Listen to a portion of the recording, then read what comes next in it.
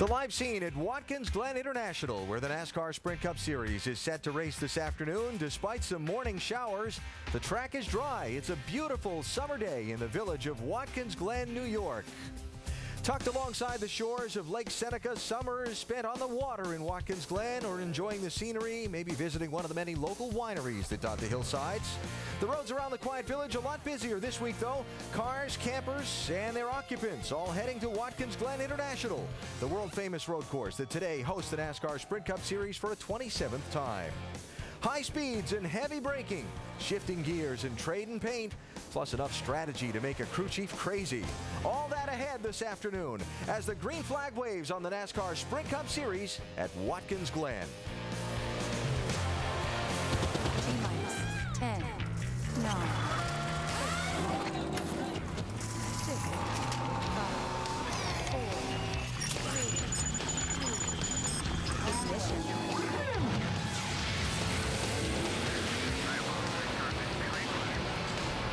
ESPN welcomes you to NASCAR Countdown, presented by Degree V12.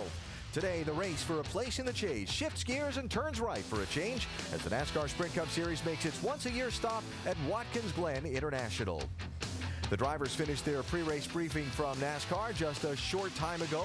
Greg Biffle, Patrick Carpentier in the field. There's David Reagan, Carl Edwards heading into the meeting. And out of the meeting as well, Joey Logano going to get some Watkins Glen experience today. All getting ready to race here in just a short while. Now, qualifying was held here Friday. For all he's accomplished in winning 3 straight championships, Jimmy Johnson scored another career first. Pole position on a road course. Jimmy running some 8 1/1000ths of a second quicker than Kurt Busch, the 04 champ, who won a nationwide series race here a few years ago, but hopes to take the Sunday money home today. Kurt Busch with Dave Burns right now. Hey guys, just hanging out here with Kurt Busch right now, and he will start on the outside of row number 1. I want to know what it's like for a driver barreling down side by side, everybody breathing down your neck in turn 1 on the first lap of this race. It's a tough one because you don't have your normal braking mark. I've been on the pole before, and you drive down in there, and you drive way past where your normal braking zone is because you're not up to speed yet. So it's a little cat and mouse. Who's going to lift first? But yet the first lap is really not that important because there's many more important things. Kurt Busch, former champion on a championship run this year, starts in the front row. Alan? All right, David, thank you. And our ESPN pit studio, located not far from where that 2 car is parked, waiting Kurt's arrival along the pit lane. We're on pit road. Good place for a pit studio, isn't it? And inside, you will find Alan Bestwick with 2-time Watkins Glen winner Rusty Wallace and Brad Daugherty, as the old Monty Python line goes. And now for something completely different. And different is good. Different is good. I mean, this place is totally different from what they had last week at Pocono, a 2.5-mile flat racetrack. This baby's got 11 turns. It's exciting. It's hard to drive. They're going to see cars getting off course a lot today. There's going to be some crashing. There's going to be some banging. There's going to be some tempers. I mean, a lot of things are going to happen here today. Guys will be leaning on each other all day long. It is very, very difficult to advance your race car here simply because you have to lean on someone to do it. The fastest car doesn't always get the spot. You got to use that bumper. You got to use that door. You got to root, gouge, push, and shove sometimes to advance your race car. And Rusty, these guys are going to be leaning on one another all day long. Oh, they're going to be beating each other up throughout the day. There's just no doubt about it. There's a lot of road race ringers out there going to be out there running. Marcus Ambrose, he won yesterday that nationwide race. This guy's going to be good there also. That video from the other of the year's road course events out in Sonoma, California, Bare Knuckle Brawl, was a pretty good description for that one. It was also a pretty good description for the closing laps of last week's race that happened on Monday in Pocono. An exciting race that produced an emotional win for the driver of that 11 car, Denny Hamlin. Torrential rain showers throughout the weekend forced the postponement of the race, but now the track is dry. Well, I think these guys that we see 9 through 12, they can't take many chances. They don't want to take themselves out of the chase. Green flag at Pocono. Jimmy Johnson checking out here in the early going. All right, Buck, good job. Settle in. That's 5 points. There's Denny Hamlin, who is now flying back there. You're 3/4 of a second to a full second faster. Biffle's coming like a maniac, man. He came off that corner and almost knocked the wall down. What's your worst corner? All of them. Every one of them terrible. These guys are scrambling hard now because they're close to that chase cutoff. The front end's turning a little bit, but it's turning too good. Kyle Busch getting completely out of the grid, into the wall. Something wrong, guys. I don't know what it is, but they're blowing by me on the straightaways. Trouble. 2 cars get together. One is David Bruderman. 11 just turned us around, or whoever's behind it. And the 00 Rudeman, who came in here just 68 points in 13th spot, this is really going to hurt. Getting ready to blow the motor right now. We're working on a plan here. This stuff happens from time to time. There's a few names up front. Here's Clint Bowyer, now shown as the race leader. Here's the lead for the lead. Denny Hamlin has run down Bowyer. Goodbye. I know we can win the freaking race, but if it means risking the car, it ain't going to happen. It has been a very difficult week for Denny Hamlin. He lost his grandmother a couple days ago. But today, Denny goes to victory lane. We have 2 angels. Good job. It's all you. Now, this means a lot to you. Well, whether you believe in momentum or not, there's something to be said for the way that a win can help push a team. Denny Hamlin coming off a very emotional, well-needed win at Pocono. How far can that win carry you guys this weekend? A long way. Confidence definitely is going to go a long way for sure. But yeah, I was definitely driving a lot more aggressive last week than I had in races past. But just it was a weekend that was destined for us, I felt like, and I was going to do everything I could to get that. But you know, it goes a long way. I think anyone will agree a win will go a long way, and you know, not only helps our points position, but you know, in the future, when it comes down to the end of the races, you can maybe find a little bit when you got a little bit of extra confidence. You know, you can find yourselves in a good position. Well, the weekend has already started off great for the 11 team. They roll off third here today. Alan? Shannon, thanks. Even though Denny learned his racing on the ovals of his native Virginia, he's no slouch on the road courses. In 7 tries here at Watkins Glen, he's got 5 top 10 finishes. He's never started or finished a Watkins Glen Cup race in his career outside the top 10. Wow. That's pretty remarkable. Incredible.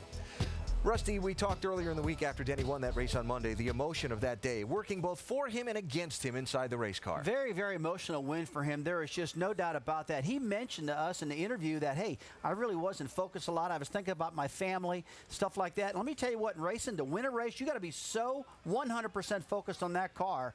And you heard a little while ago, he was driving with aggression. He was thinking about the family, all kind of things going through his mind. Brad, he did a fantastic job with the circumstances that were dealt to him. Yeah, you're right, Rusty. And I spent some time with Denny Hamlin, and he talked about the confidence that he picked up the last weekend. He knew he had a great race car, but like I say, the emotional cushion that pushed him over the edge has given him the confidence to think, maybe I can win some of these races going forward. He's in the top 5 in the points, and Mike Ford, his crew chief, told me, he says, Brad, we're bringing better race cars to the track each week. The past 3 weeks, we've had brand new race cars. We're ready to win a few races, not just stumble into this chasing race. We want to win some more races. And again, Denny starts 3rd in this race. The race, by the way, the Pocono race was Monday. Lose a day in preparations. Any effect on the drivers and teams? No, great question, Alan, but it didn't hurt anything whatsoever. These cars, these road course cars have been prepared for a long time. They're a complete different type of car than what they've run this coming weekend at Michigan and what they ran at Pocono and all that type of stuff. That was its own type of car. It didn't affect the preparation whatsoever. Yeah, it's a specialty race, so this has been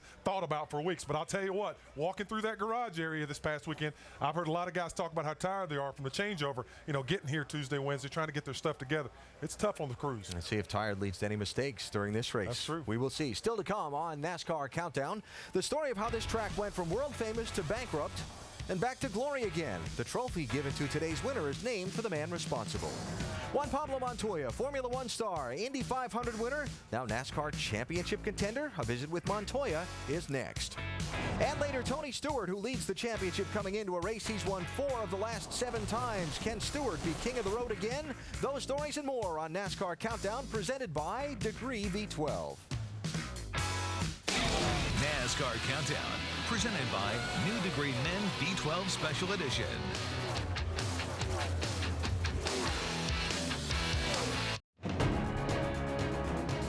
Tempers flaring here on a restart, and 3 of the contenders are out of it. I got out of the car because I had no drive, so I got out of the car, I went to Kevin and said, dude, I got hit from behind. And he was so angry about it because he thought, I took him out. Harvick's really mad at Montoya right now. Harvick is not a guy you want to mess with. He was just a little frustrated, but it's okay. Everybody thinks they can win the races, and when something like that happens, it gets frustrating. And with time, you learn how far you can go with people.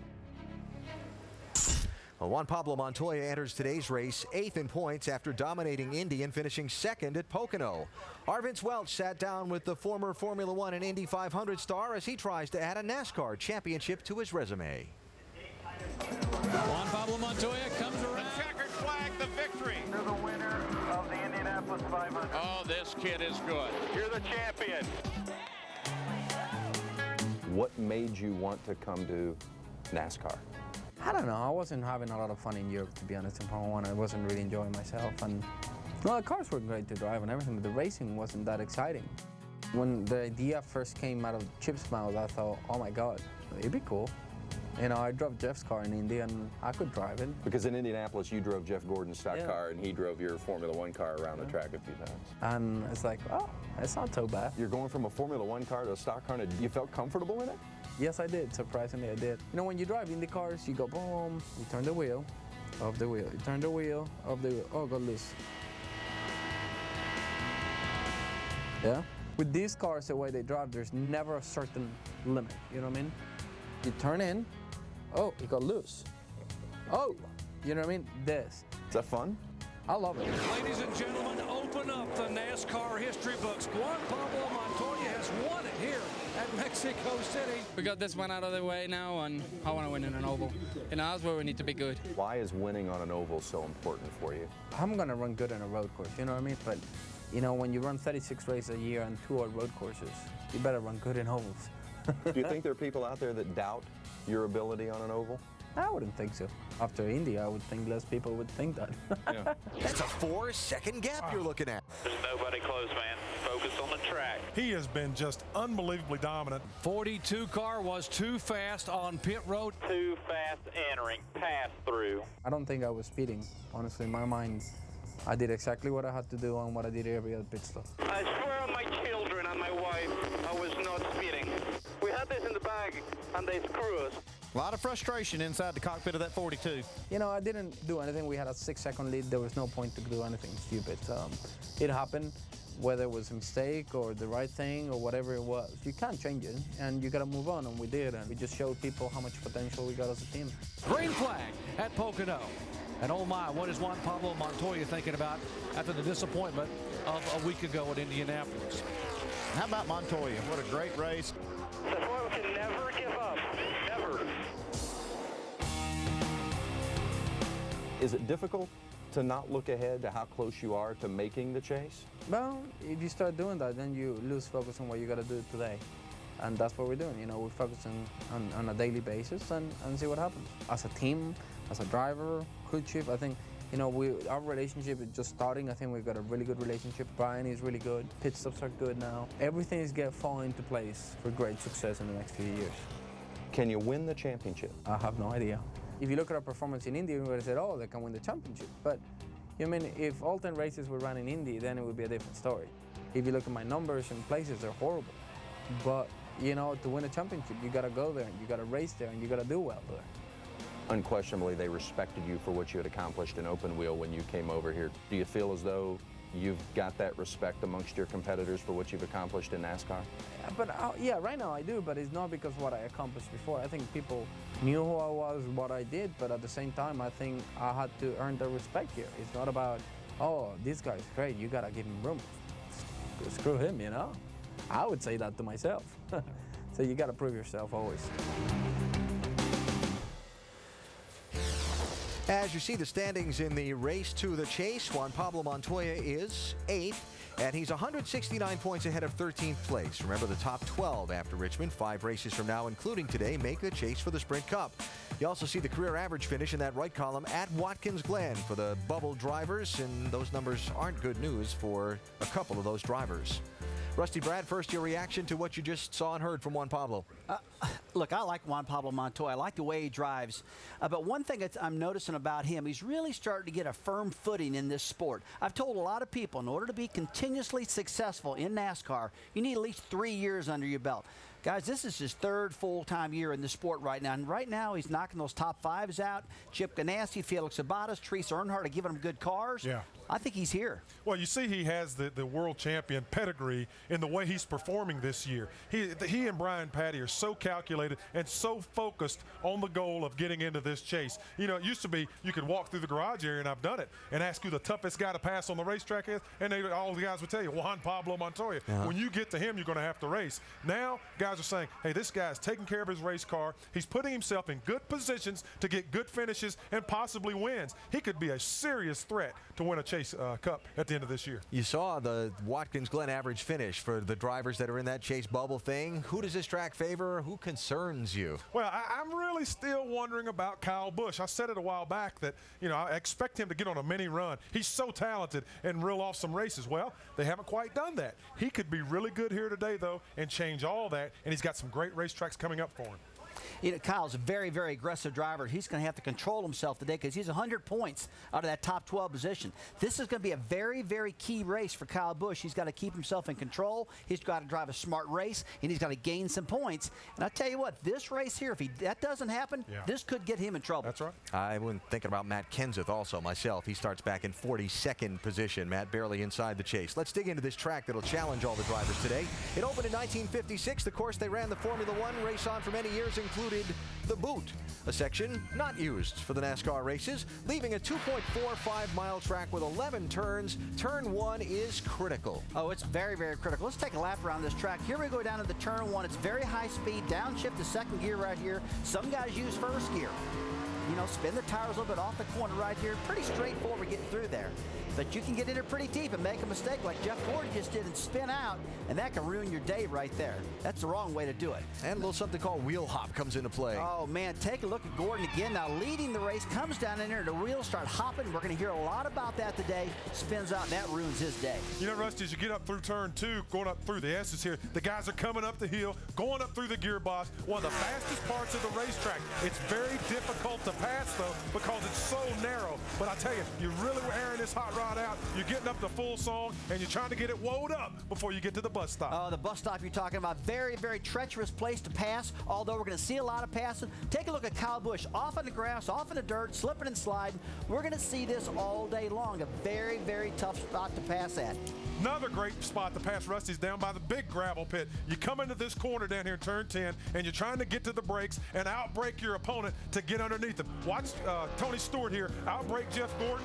He's going to slide right up and under him, take the spot away, and move on. One of the problems, though, is you're carrying a lot of speed because you're trying to get up to speed. And you see Boris said here, comes in, he gets a little bit too quick through the corner, doesn't get to the brake quite quick enough, gets on him too hard eventually, gets into that sand trap or gravel pit, and it's your toast. And then the final corner, turn 11, not normally known as a critical spot, but late in last year's race, we found out it's tough. Oh, it's real tough. Take a look at this 38 car. Bam! Oh, man, that hurt sitting here, and that was last year. That's a bad crash right there. And folks, we generally don't see that in this corner, but this particular corner, it can jump up and bite you. Let's take a look at this again. Beating and banging, look at that. This is a corner where you got to get off it just right because the start-finish line's right in front of there. You got to have a lot of momentum if you're going to win that race. That's going to be a very, very key corner. So, shifting gears, let's talk about shifting gears. We go to our Craftsman Tech Garage for that and bring in Tim Brewer. Tim? Alan, the transmission, very important part of road racing. You don't only use high gear, you're downshifting to third gear, utilizing second gear to get the car's momentum going when you go down into turn 2.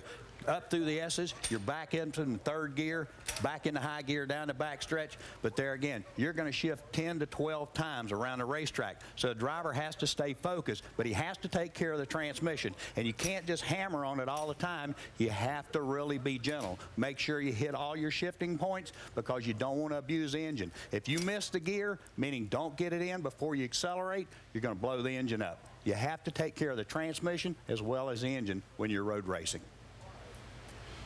All right, Tim, 7 drivers have won more than one road course race in a single season. Rusty's on that list, by the way. So is Robbie Gordon, who swept the road course races in the 2003 NASCAR Sprint Cup campaign. Those wins for Robbie came behind the wheel of a Richard Childress Racing Chevrolet.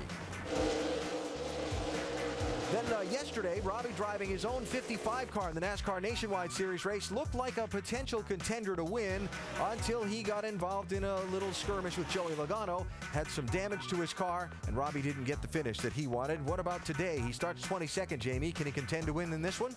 Well, we sure weren't short on aggressive driving throughout the field yesterday. One of the involvements was you and Joey Logano. How aggressive do you have to be, Robbie, to win here at the Glen?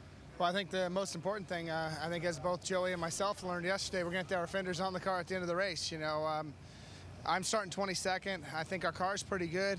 We ended up about 15th fastest in final practice. We did 3 laps, like at 12:30s, 40s, and 50s. And I think that's pretty good. But, you know, it's going to be interesting to see. I know guys can bust out a good lap. I don't know how many of them in a row they can do. Well, he broke the shifter on Friday. Everything's fixed. He'll roll off 22nd. Vince? For those that's been very solid this weekend, very consistent lap times is David Stremme. He'll start 5th today and driving for Roger Penske. How have some of those other Team Penske resources paid off for you in your road course driving? Oh, it's been very helpful being able to go within our team and talk to not only Kurt and Sam, because obviously they're here this weekend, but Ryan Briscoe's helped a lot. The guys on the Grand Am team, and they race on a lot of road course races. So I went there and did a lot of talking with them, and Briscoe actually went to Road Atlanta and helped me look through telemetry on what I needed to really work on, and it was a lot of help. So main thing is this weekend, and again today, is stay on course and not have many mistakes and be there at the end. A real team effort for Penske Racing. We'll see how it fares for David Stremme today, Alan. Starting 5th, Vince, we'll keep an eye on David Stremme. We'll see who tangles, who's mad, and who wins as the NASCAR Sprint Cup Series goes road course racing at historic Watkins Glen International in New York. One of the nearby local attractions, the Corning Museum of Glass. Corning just down the road from Watkins Glen, area where a lot of the hotels are that the race teams stay at during the race weekend. The Corning Museum of Glass, just one of the many things to do on a trip to Watkins Glen.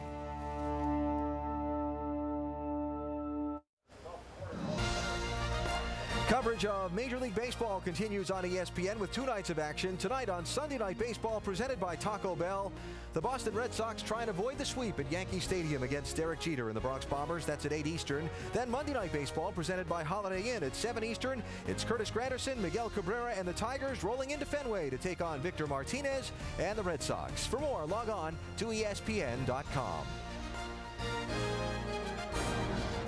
I really like instant coffee. For me, it's got to be a little weak. With some French vanilla creamer in it, and that's it, maybe a little sugar. I like very strong coffee. I don't drink coffee. No, not a big caffeine guy. I don't drink so much coffee, honestly. I think I get enough caffeine from Red Bull. I actually have a coffee maker at home that kind of grinds the beans and brews it right there for you. And anyone else who tries to drink it says it's too strong. If I get too strong, I get a bit hyper, a bit anxious, and so I'll just try and just bleed it in during the day. Funny enough, I'm Colombian and I don't drink coffee.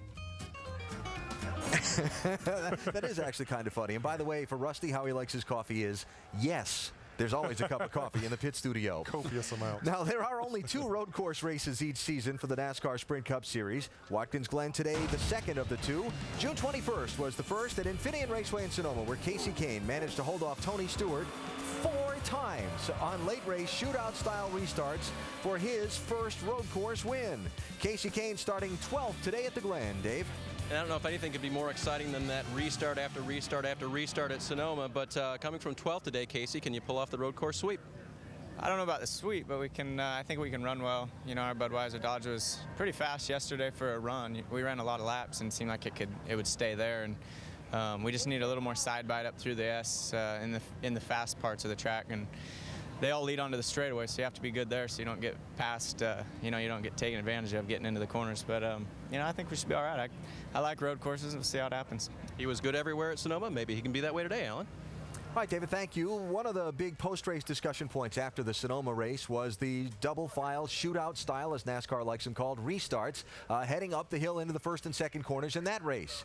Heading down the hill into turn 1 here today, they should be just as big. True? Oh, they're going to be tough getting down to the turn 1 at Watkins Glen right here. They're going to be wheel hopping, crashing and banging. It's just going to happen. Probably late in the race. Watch some of the cars just stacking up as they raced up that hill on those double file restarts in Sonoma. I tell you, it's going to be outstanding to watch, but boy, wouldn't it be fun if they didn't hold that second place car up on those restarts. You know, the second place car has to maintain position behind the leader as they go down past start finish line. Wouldn't it be fun if they would just take that away and let them just go for it as they go down through there? We'll see. I think it's going to be, believe me, all the drivers have been talking about what these double file restarts going down the hill into turn 1 are going to be like here at the Glen. Now, another term you'll hear throughout the day, wheel hop.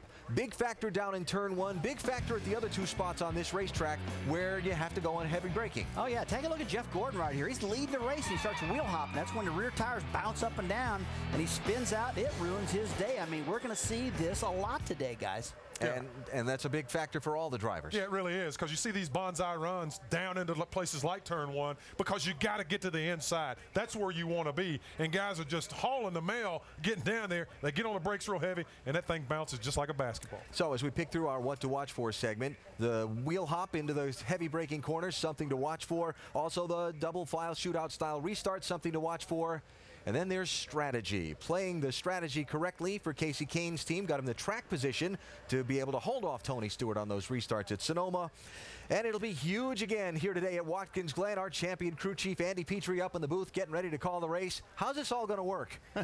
Well, Alan, sometimes it gets very confusing on a road course. The way you work the strategy here is you take the end of the race. 90 laps is what this race is, and you predict your range on your fuel tank, and you start working it backwards. Let's say you can go 35 laps. You start working that from the end of the race, and you make your last pit stop on lap 55. And if you use that same number, you'll make your first pit stop on lap 20. And that's really just kind of how it works. The only thing that throws a wrench in that are caution laps. If you get, basically the rule of thumb is 2 caution laps will extend your green flag range by 1 lap. You kind of use that as a rule of thumb, and that's where it gets tricky. And a lot of crew chiefs will gamble on how many of those caution laps we'll get today.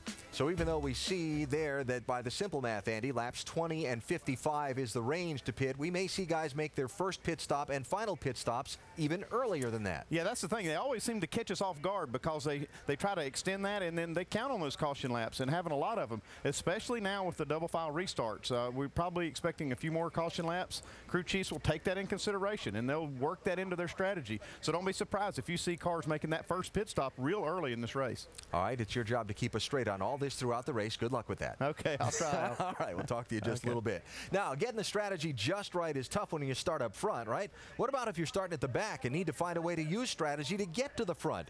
Jeff Gordon starts 31st today. As his crew chief Steve Letarte got a plan, Shannon? Well, let's ask him first. I think it was really interesting that graphic said simple yet complicated at the same time. That is exactly what pit road strategy is. You guys starting 35th. You just came out of your meeting. What's your strategy today? We're just going to have to get off sequence somehow. You know, everyone's going to do a 2-stop race. Hopefully there'll be some yellows around the pit windows, maybe a little early. Maybe we can come take tires and then gassed only or just left sides. But DuPont Chevrolet just haven't had the speed we've needed. We really struggled with this car at the road courses for the last couple of years. Jeff's done a good job of getting us good finishes when we didn't have good cars. But Jimmy has a lot of speed. We tried some of his stuff in practice. It didn't seem to work for us. So we made a bunch of changes this morning. Hopefully learned some stuff. So this year we don't need to run well here to make the chase, but maybe next year we will. So we want to make sure we have a good notebook so when we come back we have something to lean on. Don't need to run well. This team may get aggressive and may go for it at the end. Alan? All right, and Jeff Gordon beginning to walk toward the driver introduction stage here at the Glen today with family in tow. Again, Jeff starting pretty deep in the pack in 31st spot. So the strategy works backwards from the finish. There's a couple other things that work backwards as well here at Watkins Glen for the driver and the pit crew on their pit stops. Driver, the pit wall is on his right as he comes in today. That's unlike any other racetrack on the circuit. Absolutely, and the driver's not used to that. And also the pit guys go around to the driver's side first. They generally don't do that. So everything is backwards, and it's very, very complicating. They practice this back at home. They work really hard at it. Even the fuel. You fuel the car from the right-hand corner. Take a look at the fuel going into right rear Jeff Gordon's car right there. And it's a little complicating, Brad, and they get confused about it occasionally. Yeah, they really do. And these guys work on this. They understand physically where they're supposed to go, but the problem is the mental mistake that you make when you take the time to think about where you're supposed to go. And that creates seconds of gaps. You can't have that in this sport. You've got to be on top of it. You have to be prepared. You got to focus. So drivers and crews having to deal with that during pit stop today at the Glen. Now, as always, on a road course, there are drivers in the field who, some call them ringers. They're drivers who made their name road racing and are not necessarily stock car racers. You see the list of those who we would consider the ringers in this field today. Boris said the fastest qualified of those guys. He starts 9th, Jamie. Well, Alan, he's one of those guys that the young drivers look up to, and you're always a fan favorite when you come to a track like this. So on a track like Watkins Glen, where will you set yourself apart today? Well, I think in the past, I used to set myself apart. I thought I was really better under braking than most of these guys. But over the past few years, they've closed the gap so much, so I don't really know where I'm better than a Jimmy Johnson or a Jeff Gordon. But I think some places I'm even par anyway, so that's not bad. But, hopefully it's keeping my brakes under my car and staying on the road. That's going to be the key to success today. Boris said looking for his first win here at the Glen. He rolls off 9th. Alan? All right, Jamie, thanks. The set heads are in the grandstand somewhere, I'm sure. Ryan Newman qualified just ahead of Boris. He starts 6th, one of those bubble boys in the race to the chase to keep an eye on today. A nice qualifying run for Casey Mears. Casey Mears did a good job. Hopefully Casey can get that thing up front and keep it up front. Get another victory for old Casey. Watkins Glen in the NASCAR Sprint Cup Series. We're coming back.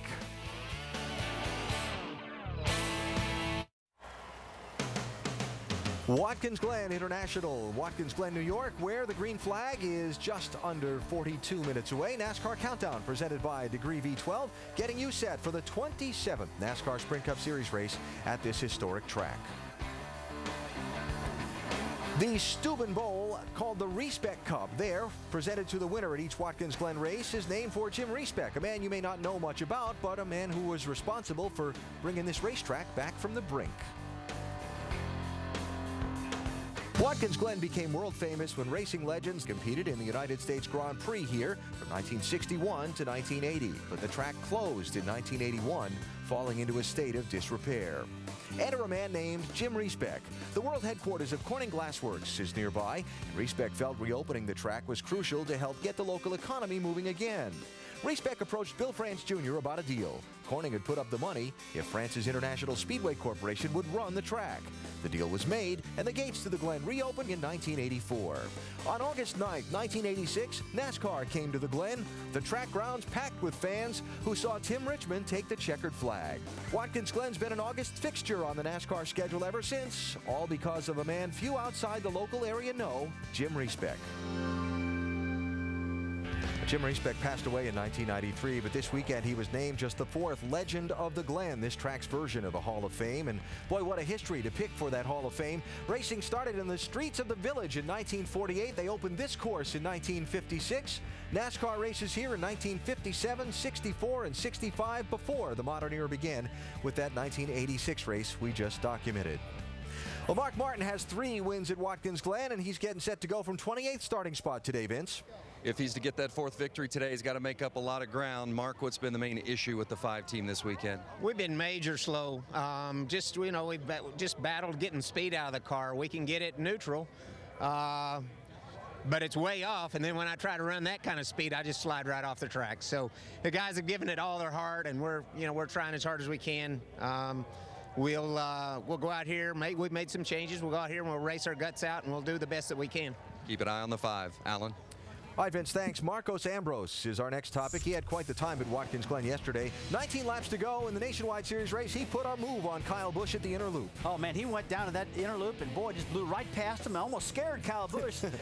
Kyle comes to stop, take a look, and he just stops right there, because if he goes through, he gets a penalty. Pretty smart move. Yeah, I don't think he had the power to beat Kyle, so he had to make a maneuver, put Kyle in position to make a choice. He did a great job right there. Then Ambrose had to hold off Kyle and Carl Edwards on 2 late restarts. He did get away both times and rolled to the win. His 2nd straight in the Nationwide Series at this Watkins Glen track. Little congratulations bump from Kyle and a celebration with the family in victory lane. Today, Marcos Ambrose starts 4th, Dave. And Alan, being yesterday's news is good if you're Marcos Ambrose. Can you do the sweep today, or did you give away a signature move that everyone knows about now? Well, I definitely can't do that move again, because it probably had a strike rate of about 1% chance of coming off. But, it was a big move yesterday to win the race. We needed to do something special there to pass Kyle, and we got the win for it. But today's a brand new day. We've got to forget about what happened yesterday, just focus on the Sprint Cup start here. And the good news is we're starting at the front this time, unlike Sonoma where we had to start dead last, and that should give us a good advantage to look after tyres, look after brakes, and just be there for the end. And you started last year. How big of an advantage is it to be here up front at Watkins Glen? I don't know yet. I haven't started at the front in one of these races, but it can't hurt us, that's for sure. Brakes are an issue here, without doubt, looking after the gearbox too, and if you can start at the front, get some clean air on your nose, you should just be able to conserve your stuff for the last part of the race. All right, Marcus has paced practice all weekend long. Hopefully he can do the same in the race. Alan? David, thank you. Let's talk about the road racing ringers just for a minute. They always have some good runs, but the Cup regulars always seem to win. Why? Well, the Cup regulars are just getting really, really good right now. As far as the ringers coming in and blowing their doors off, it's just not happening any longer. These regulars understand their cars. They've been going to schools. They understand the courses. And the days of a ringer coming in and just outrunning them, I think that's gone. Yeah, it's almost non-existent. If you look back over the last 10 races, only 3 ringers have scored top 10 finishes, and the last was Ron Fellows, I think, in 07. Here, he had a 4th place finish. These guys are the best race car drivers in the world in the Cup Series. So they are able to adapt. And I also think going to the race car, the car of today has been a big help for some of the guys in the NASCAR transition because they have a little bit of an advantage over these so-called ringers. Now, adapting may be a key word throughout the day. The weather is beautiful at Watkins Glen right now. Remember I talked about the weather forecast being a little weird earlier? That is about 40 miles away from here. Some heavy weather going to move through. Now, it will pass through and is clear behind it. But that's scheduled to hit here right about the time the race is scheduled to start. We'll just keep an eye on it and see what happens and keep you posted. I'm sure the teams and crew chiefs are all looking at it with an anxious eye as well. So weather perhaps a factor. Again, good news is that should pass through and we'll see all 90 laps today, just a matter of whether there's intermission or not. Our J-Ski news and notes. Earlier in the weekend, Tony Stewart said that Stewart Haas Racing is unlikely to add a third car for next season. Lowe's earlier this week announcing it will not renew its naming rights deal with the Charlotte racetrack, but its backing of the 48 teams unaffected. And the White House visit for Jimmy Johnson and the other NASCAR champions that was postponed by the Pocono rainout has been rescheduled for Wednesday, August 19th. Some of the road racing drivers entered today looking for a good run. How about Rapid Ron Fellows? He's got to come from the back. Oh, that's a ringer. No doubt about that. He'll run good today. Andy Lally, very proficient road racer. He's got a great starting spot. 15th there, and Max Pappas in the Germain's 13 car starting 16th. Had some good laps in final practice on Saturday.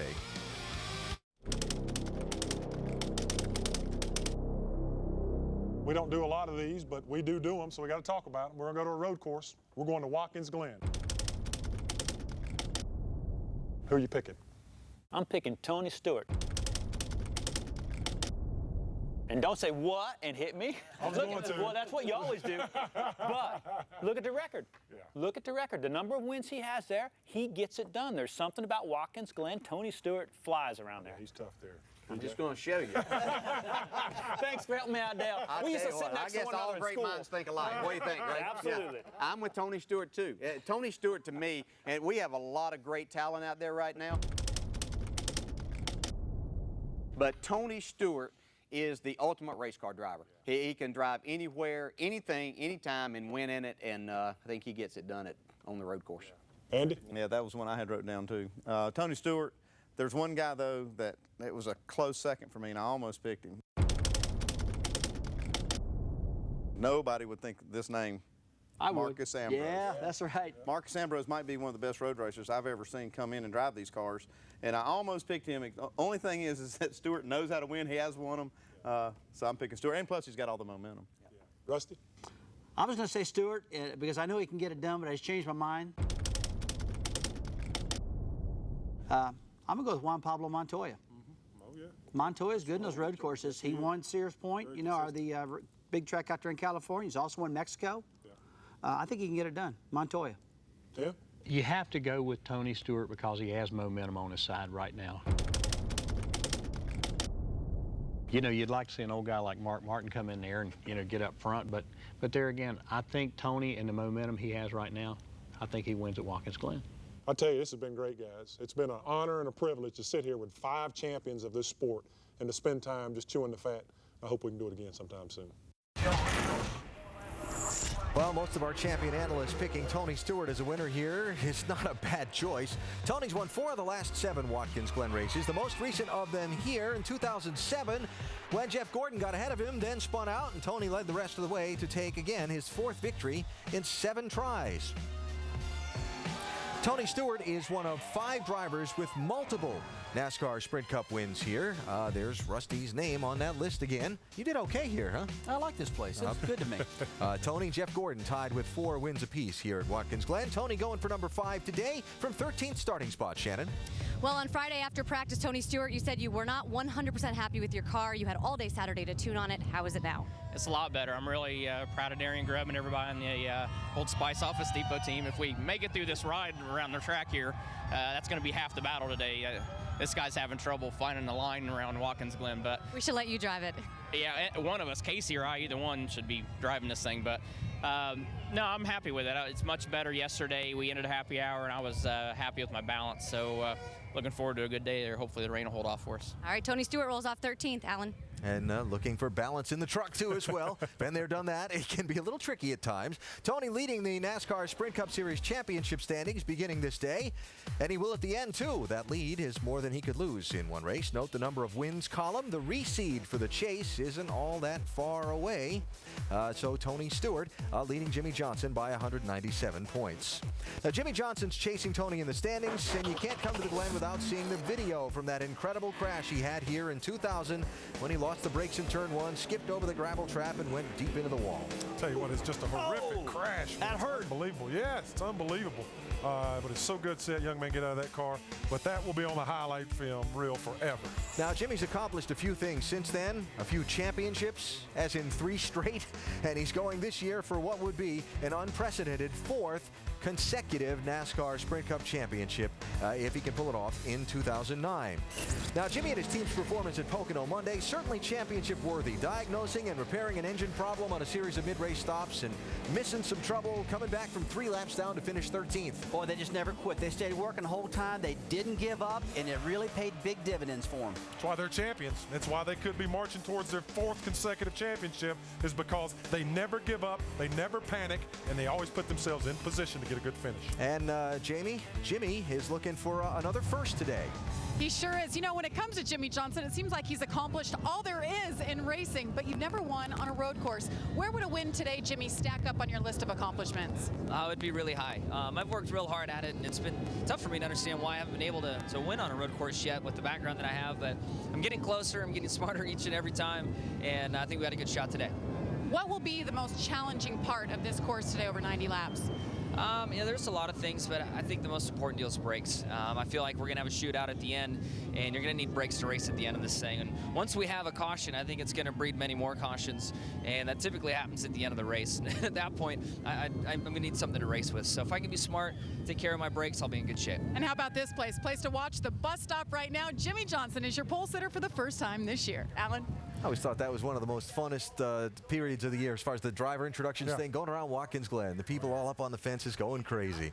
I find it interesting, thinking about Jimmy Johnson, how a guy who's accomplished so much can be so motivated by something he hasn't accomplished. Oh, absolutely. The road course racing, just like he said, he hasn't ever won here before. But I will tell you, Jimmy Johnson is a good road racer. We don't talk about him a lot, but, you know, he's been proving us wrong a lot, too. I mean, he sat on the pole for this race. He's focused. He's a talented guy. It wouldn't surprise me a bit if he wins right here today. His resume is just outstanding between he and Chad Canals and what they've accomplished. But the 2 glaring holes are his road course record and his Bristol record. Yep. And if you look at it here, his average start here has been around a 14th place start, and his average finish has been 15th. Well, maybe that changes today because he's starting up front. Let's talk about starting up front for just a minute. Jimmy and Kurt Busch are starting side by side in row 1, going off into turn 1 on the first lap. Now, they've had a little history this year. This goes back to the other road course race in Sonoma. Racing for 4th spot late in the day. Jimmy hops a curb, gets a touch on Kurt, sends Kurt off into the tire barrier. That was the first of 3 times in 4 races that they tangled. And Kurt mostly came out on the wrong end of all that. Something for us to watch going into turn 1 today, and how much is that really on their minds? Well, it's on their mind a little bit, and yeah, we need to be watching it, but I'll tell you, somebody else is going to be watching the big principal, NASCAR, we call it. If those 2 go out there and mess up, I mean, they'll get hauled in here, they'll get chewed out a little bit. They're not that dumb. They're smart guys. I think the problem they had before is well past them. Yeah, I talked to Kurt Busch yesterday, and his main focus is keeping his race car up front all day long. These 2 guys are going to be around one another today. They're going to probably touch and bump a little bit. They know it's par for course, but I don't think an incident is anything that's going to come of that. All right, those are the guys at the front of the field for the start. Another story to follow today are some of the guys coming from the back that maybe we aren't used to seeing at the back. Dale Earnhardt Jr. led much of the first half of this race last year, but he's 32nd on the grid here. Carl Edwards lined up right with him. He's 33rd. Edwards, though, pretty quick in yesterday's final practice. NASCAR Countdown, presented by New Degree Men D12 Special Edition. And in part by Craftsman, the official tools of NASCAR. Time for a couple more interviews before the opening ceremony. Jeff Gordon, a 4-time winner here, but he's got to start 31st today, Vince. Can he get there? A lot of good memories for Jeff Gordon in the 24 team at Watkins Glen, but he does have some ground to make up today. And Jeff, you were better in that final practice yesterday. What kind of race car do you have to get toward the front? I think Steve and the guys on DuPont Chevrolet have made some great adjustments to get us better. I made a really bad lap on Friday. Felt like it was a lot better and was just a little too smooth, not aggressive enough. So my fault there to get us back here this far. Those guys have dug deep to come up with, different strategy scenarios. And, we've got such a great team that we're going to be able to dig our way out of this hole. And I think the car's good enough, too. So we just got to find a way to the front. And if we can, I think we can stay there. But it's going to be really, really tough to pass today. And now with this weather, it's going to make things very interesting. Going to be fun to watch the 24. Dave? Kyle Busch's team was certainly on their road course racing game yesterday. Kyle, what about today? Can you repeat here at the Glen? I don't know. We'll see. The M&M's Camry, we've just been working on it all weekend, trying to get it back to where it was last year. We might be fighting a little bit of a turning condition, just being able to try to make the thing turn through the corners with carrying maximum speed. Some guys are beating me through the braking zones because I'm having to slow it down in order to make the corner. So unfortunately, we've got that to fight with today, but hopefully we can just keep the track position that we've got and maybe get a few more spots and outpit them or something and then race them at the end. Kyle starts 8th today. Alan? So we've got shootout-style restart, strategy, sand traps, and storms to keep an eye on today here at Watkins Glen. Keeping an eye on the radar to see the weather that is moving toward this racetrack and to see how much of this race we'll be able to get in before and how much will have to be left over for after that passes through. We'll watch it for you. We'll keep you posted. Get ready to go at Watkins Glen. Driver introductions are over. The opening ceremony's next. You see the green flag is 21 minutes away. Can Jimmy Johnson get that first win on a road course? And we'll find out if he's as happy at the end of the race as they seem to be right now. A live look at Watkins Glen International, the historic track in Watkins Glen, New York, where the NASCAR Sprint Cup Series is getting ready to go. NASCAR Countdown presented by Degree V12, getting set to wrap up and turn you loose for some racing, weather permitting. Drivers getting ready to go down on the grid. What are these couple moments like for a driver, Rusty? Oh, it's a real quiet moment right now. They're talking to their families. They're thinking about the race also. And right now, a lot of their minds are on the weather. And we know we're going to get rain on. We just don't know how bad and when we can get going again here. These guys are really concentrating on, and they've talked to a lot of their pit members, making sure they're focused because pit stop's going to be so important today. They want to be on the same page and make sure they take advantage of pit road. So again, some of the stories that we'll be keeping an eye on today, the pit strategy, so crucial in these road course races, the shootout style restarts. They were wild at Sonoma. They should be just as wild here. And the drivers, so much talent in this field, so many potential winners. Should be finding out which one does. Time to go trackside for the opening ceremony. And now for today's invocation, here's Reverend David Fife from Bentley Creek Wesleyan Church. Our Father and our God, we thank you for the opportunity for this year's running of the Hell of a Good Sour Creams Dip at the Glen. We ask your hand of protection upon each driver, each course worker, and each crew member. Grant us a safe race today, Lord, and may we remember that all good things come from you. Amen. And now with today's national anthem, once again, here's Telluride.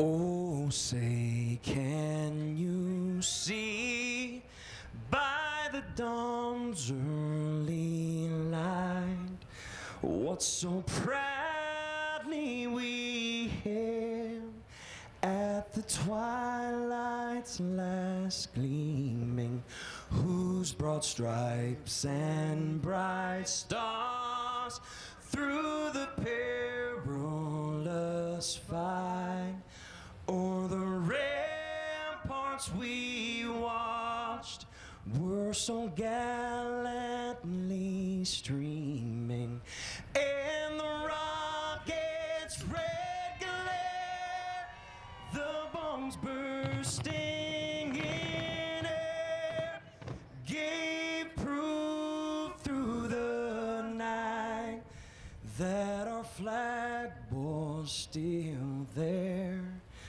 Oh, say does that star-spangled banner yet wave o'er the land of the free and the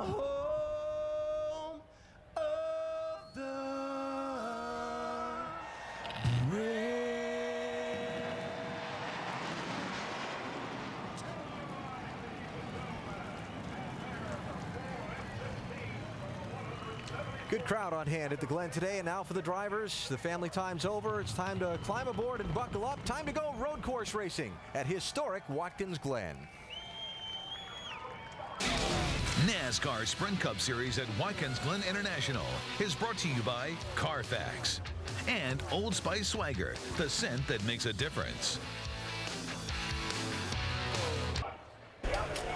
Let's be good all day long. I'm going to give it 2 shots this deal. Let's show them what we got right from the get-go. All day long, consistent and focused. Let's get some on 3. 1, 2, 3, get some! And certainly a lot of pressure on these pit crews today, knowing how crucial track position and strategy are at this race, and knowing they'll only get 2 cracks on pit road to try and help their driver. Shannon Spake, these drivers and teams have a few different challenges they're facing at Watkins Glen.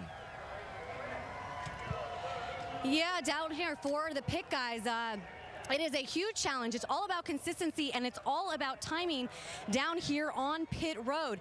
Guys that normally stand in the front of their pit box to change a front tire will now be moved to the back because the cars come down an opposite way. They've been practicing for weeks for this pit stop. It's all about consistency, and it's all about timing, and these guys are ready. Vince? Well, another one of the keys here this weekend, of course, down on pit lane is the fact that the chase is just a handful of races around the corner. Now, of course, teams will do anything, especially if they're on the bubble, to strengthen their position for the chase. The 33 team of driver Clint Bowyer, they've made a crew change. In fact, the 5 key members from the 07 car of Casey Mears have come over here to pit the 33 car today and the rest of the races leading up to the chase. Faster pit stops can improve your finishing position and may ultimately get you in that top 12 and at the chase. Alan? All right, Vince, thank you. And again, topic 1 on everyone's mind right now is the weather. Watching to see when it's going to hit this racetrack, and again, how much of this race will be gotten in before it does.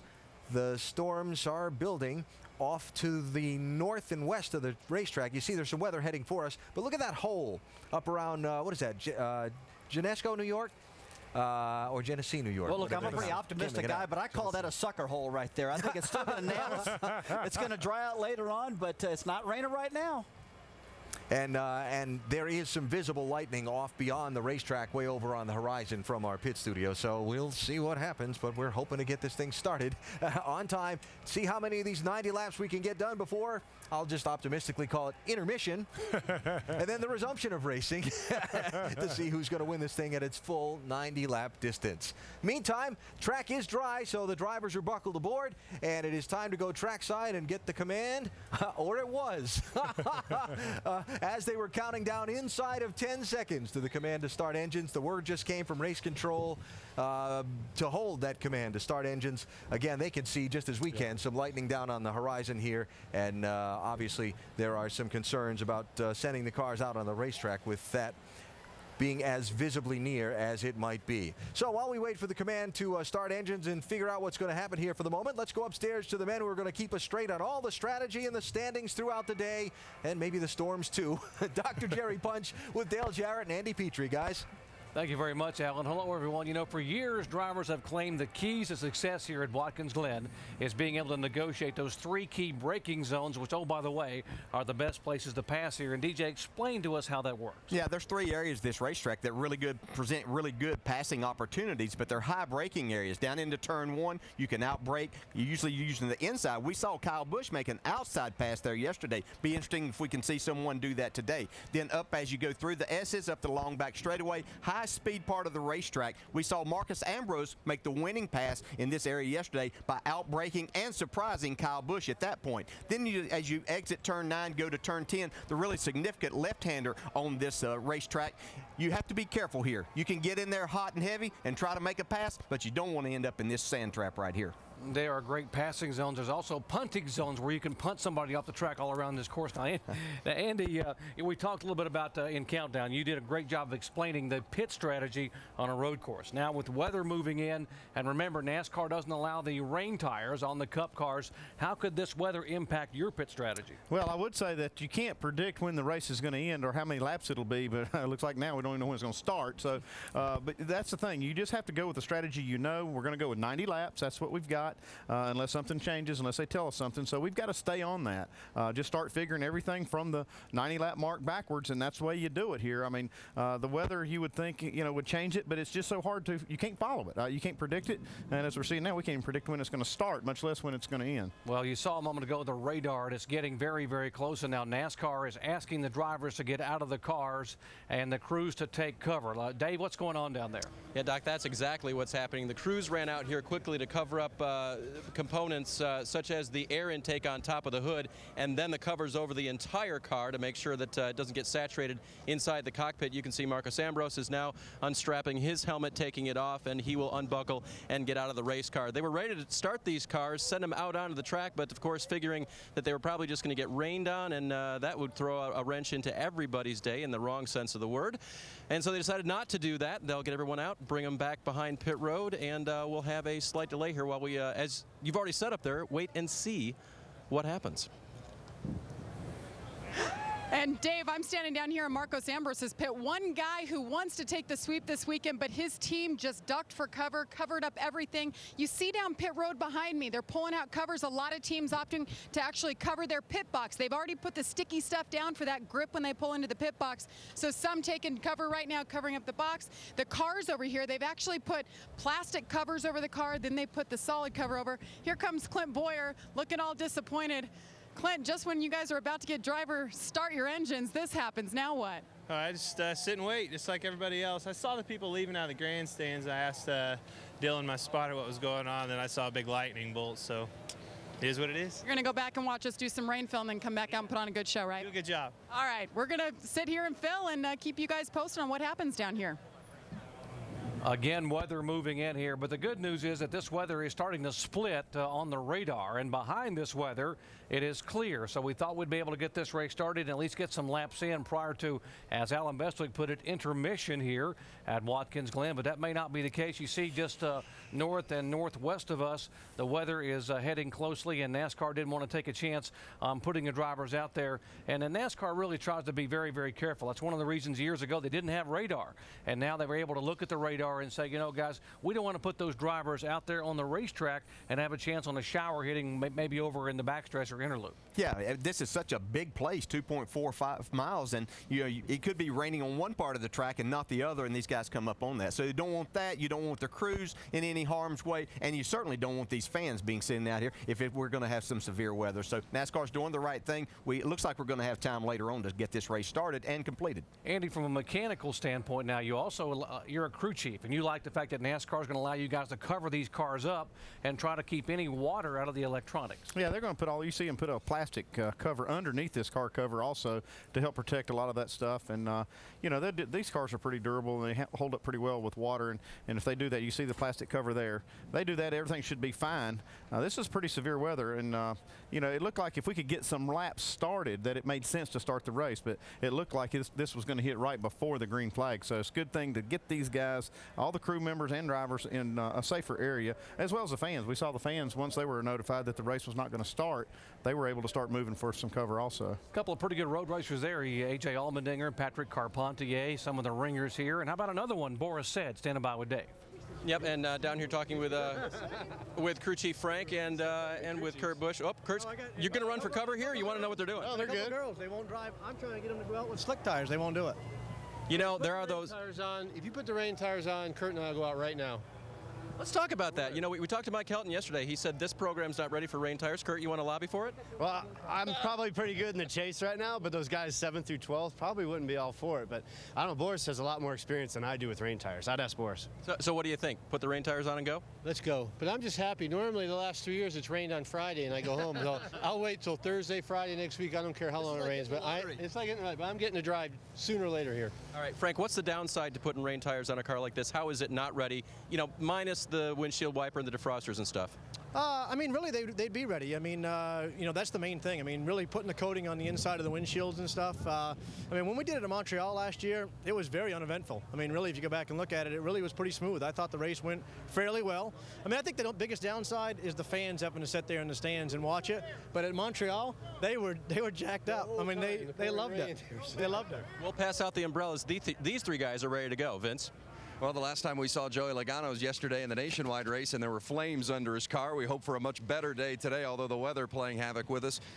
What's your mindset coming into this race after such a frustrating finish yesterday? I'm just hoping we get up on the racetrack today. You know, I know we got a big storm on the way, so you know, right now it's just keep the fenders on the car. You know, that's going to be the biggest deal. Starting back where we are, I screwed up qualifying with the Home Depot Toyota, but I know I got a lot better race car than that. I learned a lot the final practice over here, so we'll work on it and see what we can do. Hopefully just get out there and go racing. Jamie Little's with a couple of other drivers who hope to be able to get it on the track later today.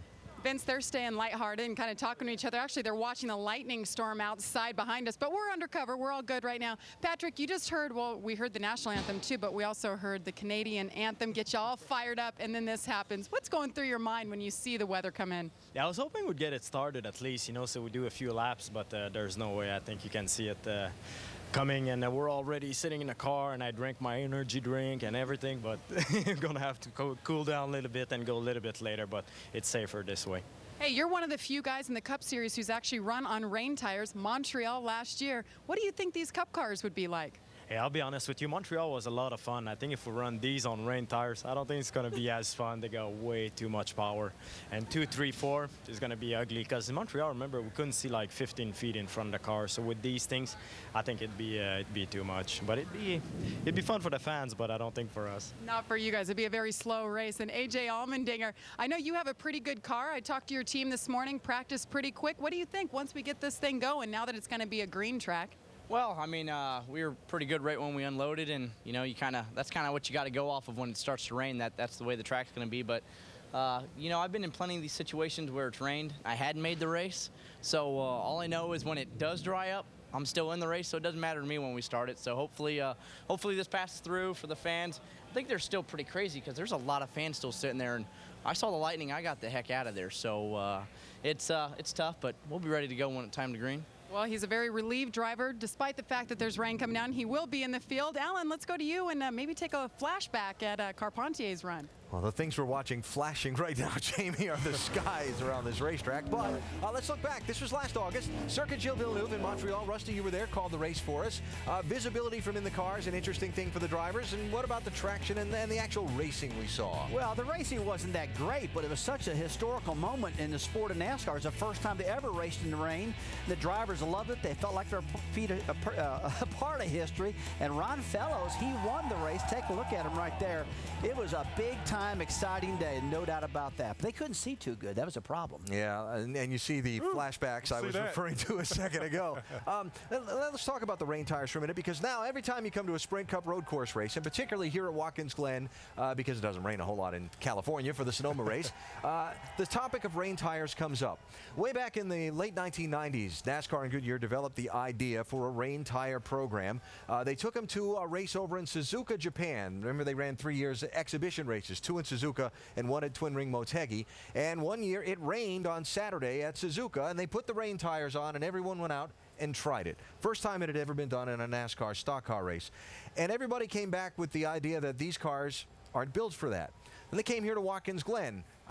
Probably a year or 2 later, and it rained on a Saturday during practice, and they put the rain tires out for a Saturday morning practice and sent the guys out. Did you ever run any laps on those in that practice? No, not in this particular track, but I did qualify in the rain in Japan. Yep. I qualified second that day, and it was a real handful, but, you know, I guess I was more psyched out going into it when I knew I had to qualify in the rain, but once I went out there, I just kind of ran offline, slowed everything down a little bit, and it wasn't a bad deal. It really wasn't. And you know what my opinion is on rain at this particular track? I really think unless they try it, they won't know if it works. You gotta get out there and find out if it's going to happen, what happens, and what you got to do. Let's not forget, guys, we're talking about a somewhat new race car too. There you go. You know, this race car, we've seen some tire issues at different venues the past couple of years because of the high center of gravity, because of the tremendous right side loads. So I think they'd be ill prepared to throw rain tires on this thing without extensive testing and trying to get a show done. And NASCAR President Mike Helton said that as much yesterday when he joined us on NASCAR Countdown before the Nationwide race. They did have that shot of rain tires you saw a moment ago. Those were for the Nationwide Series cars yesterday. They weren't needed,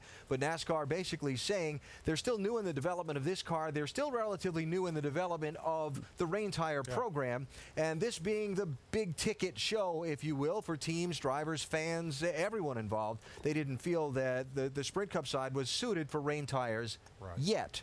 Yet being the key word. And an interesting thing, just as a point of conversation, after that Montreal race last year, on our NASCAR Now program, we did a little fan poll on ESPN.com.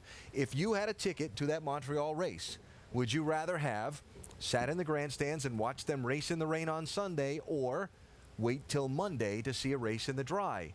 And the majority of the fans in that one little unscientific online poll voted to wait till Monday to see the race in the dry, which surprised me, but that's what they voted. Yeah, I mean, you want it to be a pleasant experience when you go to the race. As a fan, I want to see guys maximize their potentials. I want to see the guys run up front. I want to see them rubbing a little bit and that type of thing. No distractions. And the weather, if you're participating in a sport in the weather, it's going to be a huge distraction. You're going to pay more attention to the weather than you are the action going on. Yeah, so interesting to see as this rain tire program progresses, when and if it ever comes to use in the Sprint Cup Series, and really what the fans might think of watching a race in the rain besides that one time for the novelty effect.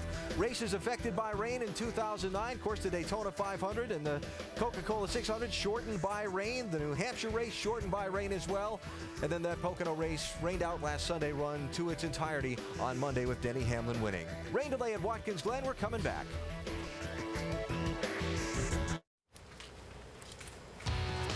Live at Watkins Glen International, ESPN's coverage of the NASCAR Sprint Cup Series. It's not raining here, but we're in a rain delay because it's going to shortly. There is lightning pounding down in the area, obviously for the safety of the spectators and so on. NASCAR needing to give the fans the option to clear the grandstands and not start the race without them. So in a holding pattern for the moment here at Watkins Glen, expecting a little bit of rain to come through, and we should be able to get the full 90-lap distance afterwards. Talking about rain-affected races this season, Matt Kenseth started off the year with rain working to his advantage just after he took the lead from Elliott Sadler in the Daytona 500. It started raining, and they never went racing again. Matt Kenseth won the Great American Race. It started off his 2009 in fine fashion, especially coupled with his win a week later out at the California Auto Club Speedway. Matt comes into today's race, though, 11th in points, kind of on the bubble in the race to the chase, and he's starting 42nd, Shannon. Yeah, not the qualifying effort the 17 team was looking for, but you told me that you were able to work on the car on Saturday. How is it right now? Well, it's better than 42nd. I don't know how much better, but we've struggled since we got here. We were way off when we unloaded off the truck, which isn't unusual lately, I guess. But we just didn't think we'd be quite that slow. We were pretty reasonable at Sears Point. So guys worked on it hard. I think it's quite a bit better for today. I don't think it's a contender to win, but I think it's a lot more respectable today. Does it open up your options for pit road strategy when you start towards the back? Probably not really. Everybody pretty much has been doing the strategy the same for the last 6 or 7 years. There's really not a lot you can do. I guess if cautions, if and when cautions fall, maybe you can plan a little bit different strategy. But if it goes green, I think everybody's probably pretty close to being on the same strategy. Now, we just saw some video from the Daytona 500. It was raining in Florida, and I think you're one that's going to go petition about the fact that it's not raining right now. Well, I don't think it is raining yet, which is kind of weird. I've never been pulled out of the car and not been able to start the race when it wasn't raining yet. But I guess with the lightning, they had to clear everybody out of the stand. So hopefully this will pass by and we can get going. All right, back to the racing. Turn 1 here is notorious for being so treacherous. What are we going to see as far as double file restarts here at this track? Probably a lot like yesterday. I don't know that it's really that big a deal. It used to be 2 and 3 wide down there all the time in restarts anyway. People would lay back and get a run and try to out-break it and go bonsaiing in there. So at least when you're 2 wide, you can't pass the start-finish line. Yeah, you're going to get somebody duck out of line and probably 3 wide, maybe even 4 wide once in a while. But with a big runoff area and without the sand trap out there and stuff, it gives you a lot of options when you get down there. You can get out real wide and keep going. So it's actually a pretty good corner for that because it's pretty wide and pretty forgiving. All right, Matt Kenseth rolls off 42nd, but you heard him. He said the car is better than that. That's a good thing for Matt, Shannon, and because if you look at, again, that chase bubble standings we showed you during NASCAR Countdown, Matt is 11th in points, and he's 102 points ahead of 13th place Kyle Busch, which is the key number for Matt. His pad on 13th when we finish the Richmond race, 5 races from now, including this one. He's starting 42nd. So, Rusty, if that's you behind the wheel of that car, what are you thinking starting 42nd here as far as knowing your place in those points? I'm probably thinking right now that, hey, I've qualified really, really bad, and I want to go to my crew chief and go, hey, bail me out. Give me some type of strategy. I messed up. You need to help me. What are we going to do? And I really do think starting back in 42nd does open up some strategy for him, something to do different to gain some points, get this thing back in the game. And as far as when you're that far back, you ever start a race that far back here? Not here, I have not. I have not started back here. I've won this place a couple times, and it's never been bad qualifying runs. It's always been qualifying up front because track position is very, very important here. It's just everything in the world. Just thinking about what he's going to go through in all that traffic, and we see people sometimes end up in the kitty litter for no fault of their own. Just think about what Matt's going to go through in this 90-lap race. Well, it's just like being at a restrictor plate race or being at Daytona or Talladega, starting in the back. Are you going to be in the middle of the scrum when it does happen? Because people are going to be jockeying for position all day long. It's got to be a little bit tense for him. And he doesn't quite know what kind of race car he's got because they were not very good in practice, didn't have a good qualifying run, and he thinks they've been able to tinker with it just a little bit. So he's got to figure a lot of things out today. It's going to be a long day for Matt Kenseth. When we come back to Watkins Glen, we had a great NASCAR Nationwide Series race here on Saturday. We're going to talk to one of the winning car owners from that race in just a minute. Rain delay here at Watkins Glen. G'day, my name's Marcus Ambrose. I'm really a nice guy. I'm not as evil as I appear. My favourite Australian saying is g'day mate, just because I normally forget people's names, so g'day is fairly generic. I'll say fair dinkum, F-A-I-R, dinkum, D-I-N-K-U-M, just like you'd say it, fair dinkum. If someone's real or if something's real that, people think it's not, say no, it's fair dinkum mate, it's fair dinkum, it's the real thing.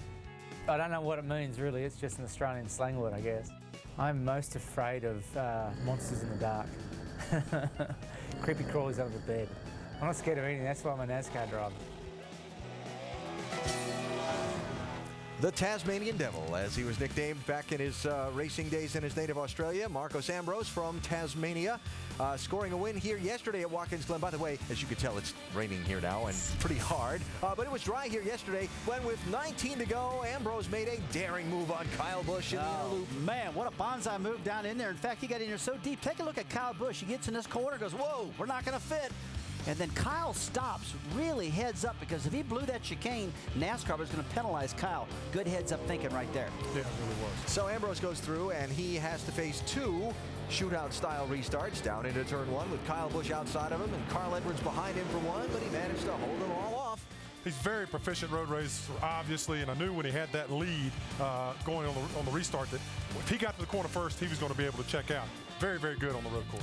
Kyle Busch with a little congratulatory nudge in the S's afterwards, and Marcos Ambrose with a victory celebration for the second straight year in the NASCAR Nationwide Series race at Watkins Glen. 2 for 2 for the driver from Australia.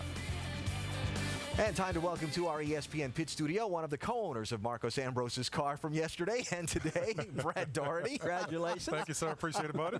The co-owner of JTG Daugherty Racing. And you know Marcos better than any of us, obviously. You're with him a lot and spend a lot of time with him. I'm constantly fascinated by how this guy, from a totally different culture and style of racing, has come to NASCAR and made himself one of the guys. Yeah, he really has. And the reason for that is he really works at it. I mean, he really wants to be one of the drivers, one of the NASCAR drivers. He is a tremendous road racer. There is no doubt about that. But he's working really hard on his oval skills. He doesn't think anything of going to Jimmy Johnson or a Jeff Gordon or someone like that and asking them for advice, their opinion. And now, over the years he's done that, he's trying to apply it. He tries to race everyone clean and hard, and he is really aggressive. That little segment there where they showed the little horns, and that's him. He's got that great smile, but he'll bite your nose off. If you ever watched any of the Australian V8 Supercar Series racing that Marcos came from, that's how they race. Boy, I mean, it's just it's no quarter given on that. I want to talk just a minute about Marcos being considered a road course specialist, right? His 2 wins come here. He runs well on the road courses. You talked about him trying to be an oval driver. Is he now considered, do you think, by you, by his competitors, by you, Rusty, a road course specialist, or is he a NASCAR driver? No, he is definitely a NASCAR driver right now. When I think about Marcus, when I talk to him, he talks NASCAR, man. He's just not thinking about road racing. That's kind of a given in his mind. He wants to come with the guys. He wants to run on the oval tracks. Man, he wants to win the Daytona 500 just like Matt Kenseth did. And Brad, in my mind, he's got the talent to do all that stuff right now. Yeah, I think he's ready. Yeah, I agree. He's very, very talented. He's like a sponge, and he soaks up all this information. He has been very, very good for us in our Cup car this year. I mean, we start out the first part of the year, and we had some mechanical failures. Otherwise, we're sniffing at that 12th place spot in the chase. And he has done an absolutely wonderful job of accepting. He and Frankie Kerr, his crew chief, they work very well together, and he's very adaptable. And I'm proud of him. I think that before the year's over, we may scare a few people on one of these opens. Brad, I got to ask you a question. We've been talking all this racing stuff right now, but I sit right here with you yesterday while that's going on. Yeah. How do you stay so calm, man, and do all this TV stuff? Yeah. And then we went off air. He bolted out that door. He looked like a rage maniac, man. Well, I think more than getting to the trophy, he wanted to see how bad the car was damaged. That's what I was concerned with. He didn't wreck the race car all day yesterday, and he's doing a burnout, and he knocks the rear end off of it. Got to put a rear clip on this thing. Watch this. He's doing the donuts, and, well, that one was okay. One more. Bam! I'm seeing pennies and dollars right there. I mean, that's and I gave him down the road, too. He did a great job winning that race. He's thinking, darn. This thing didn't have a scratch on it. Oh, that was so fun. Oh. Look at that. That's what I was concerned. That's just metal, man. It's just metal.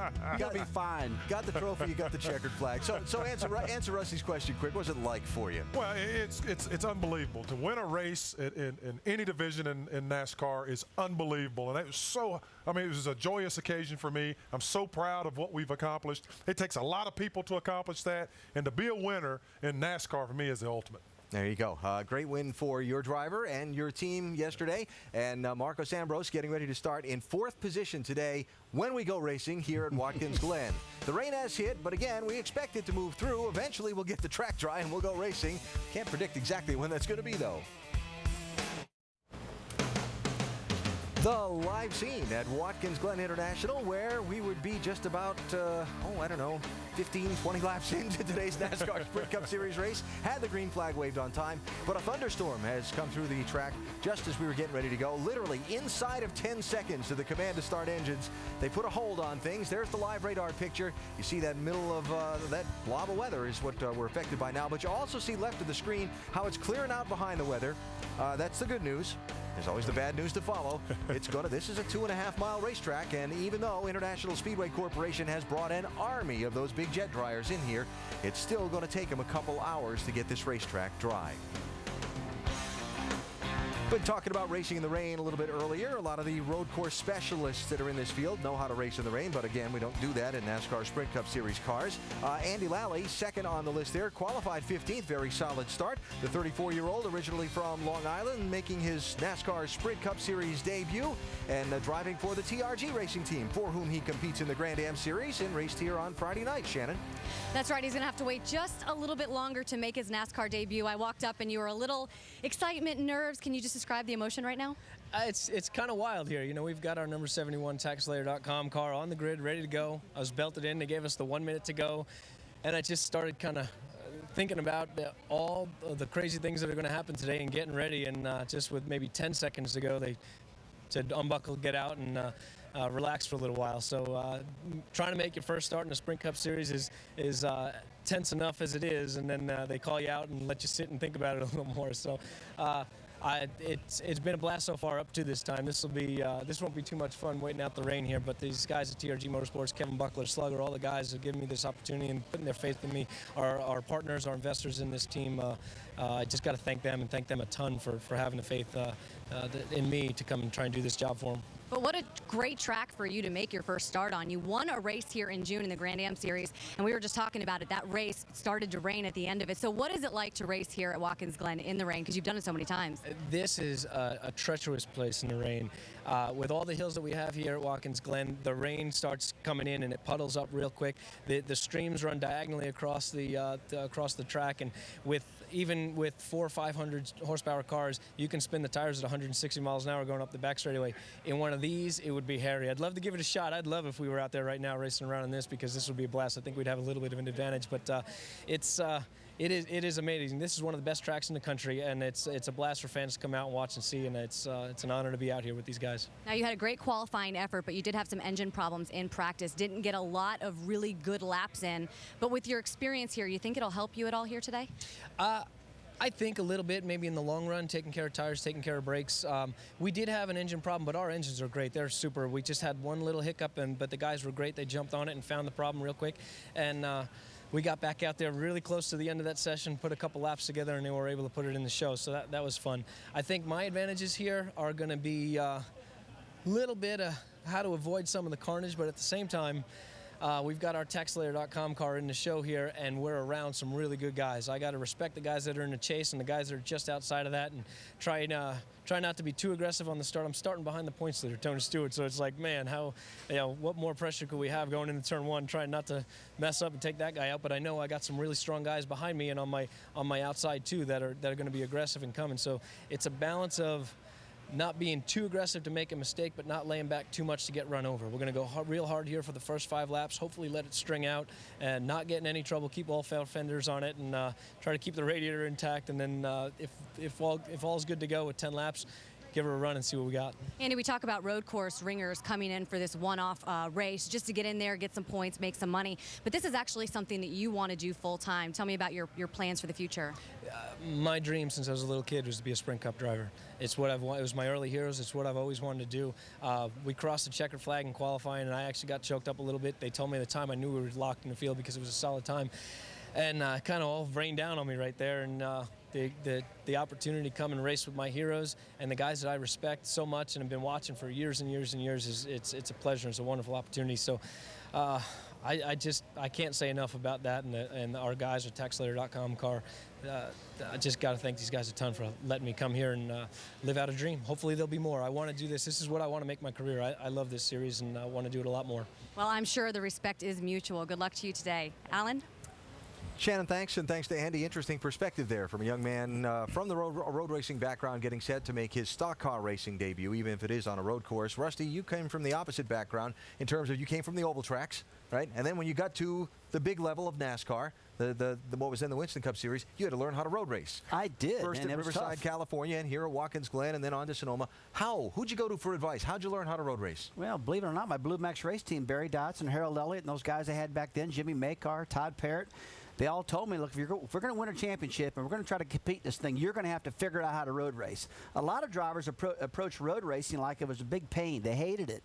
And I never did take that approach. I went to Bob Bondurant. I went to his school. They built me a special road course car. We went and tested.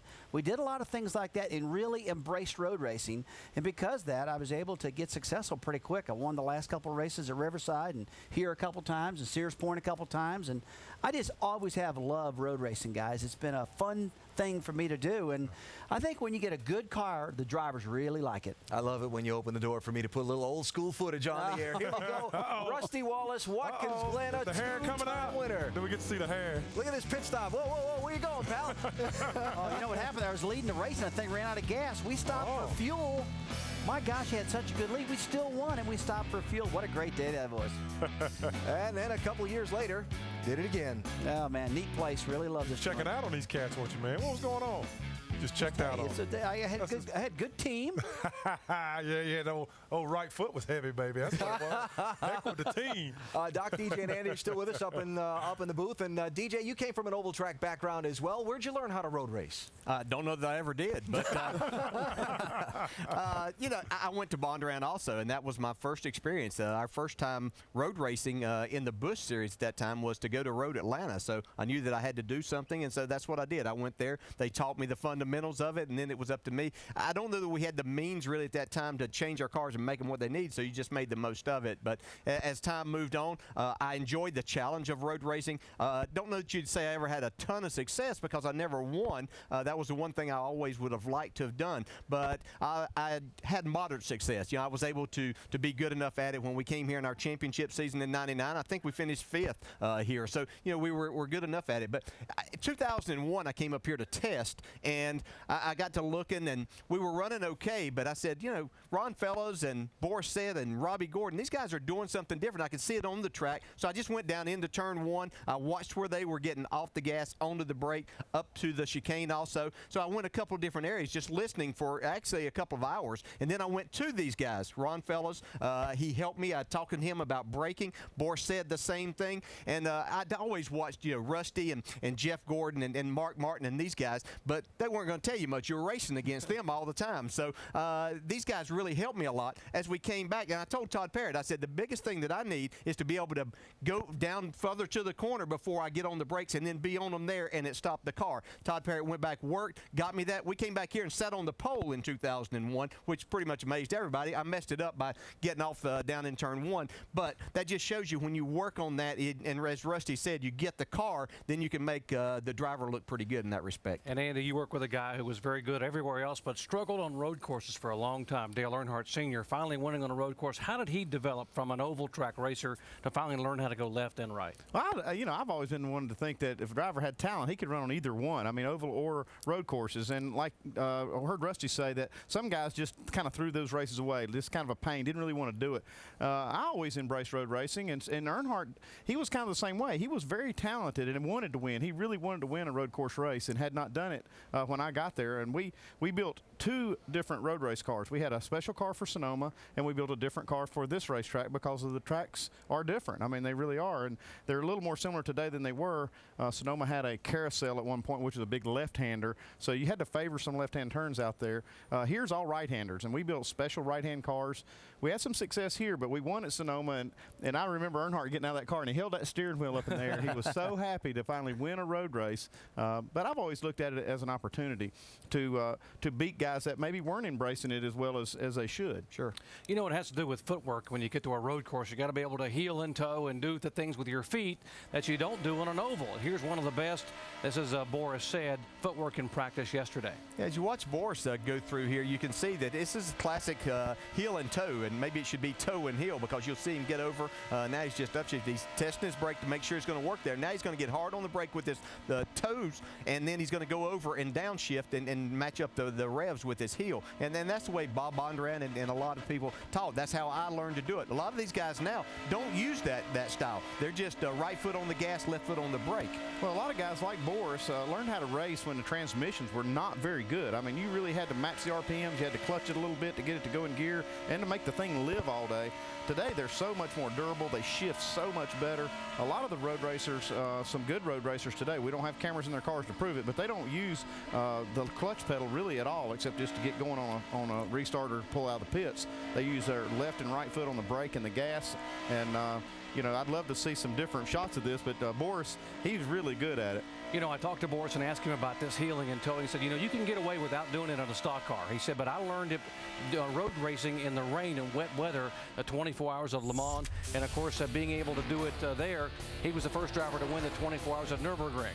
But he did have his difficulties here yesterday in practice out of turn 10, guys. He ended up over there in the kitty litter, the gravel. Just shows you the very best are going to have problems sometimes. And I talked to Boris about this very thing, too, and it was more down into turn 1, and that's what we call wheel hopping right there. Getting in the back wheel, start jumping up and down. What do you do? And one thing you can do that he taught me is if you touch the clutch just for a split second, you can do that. That a lot of times it'll take that away. It's hard to make yourself do that whenever you realize you're about to lose control, and obviously sometimes it doesn't work. But these guys that have road raced for a lot of years, they know a lot of tricks that we don't because we only do it twice a year. And one thing, you know, these cars have a natural tendency to do that. I mean, they've got truck arms. They call them that because they came out of trucks. They're trailing arms that hook the rear suspension.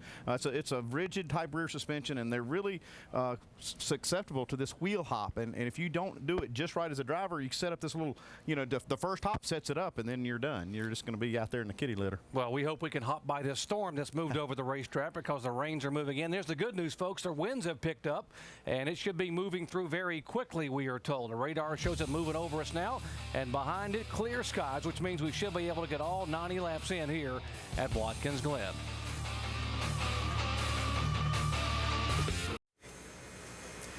Live at Watkins Glen International, the NASCAR Sprint Cup Series race today on the historic road course, delayed by rain. You see, though, even though the rain hasn't quite stopped yet, they've gotten the army of track dryers out onto the speedway to get started on moving some of the water off the track because we're just about at the end of the rain. You see the racetrack there centered up in the radar screen, and it looks like the heaviest of it is past us already, the hole and the clearing developing behind it, and so they'll be able to get on with the full effort of track drying here shortly and get this race going. Again, though, it's going to take, they're telling us, a couple hours anyway to dry this 2.45-mile road course.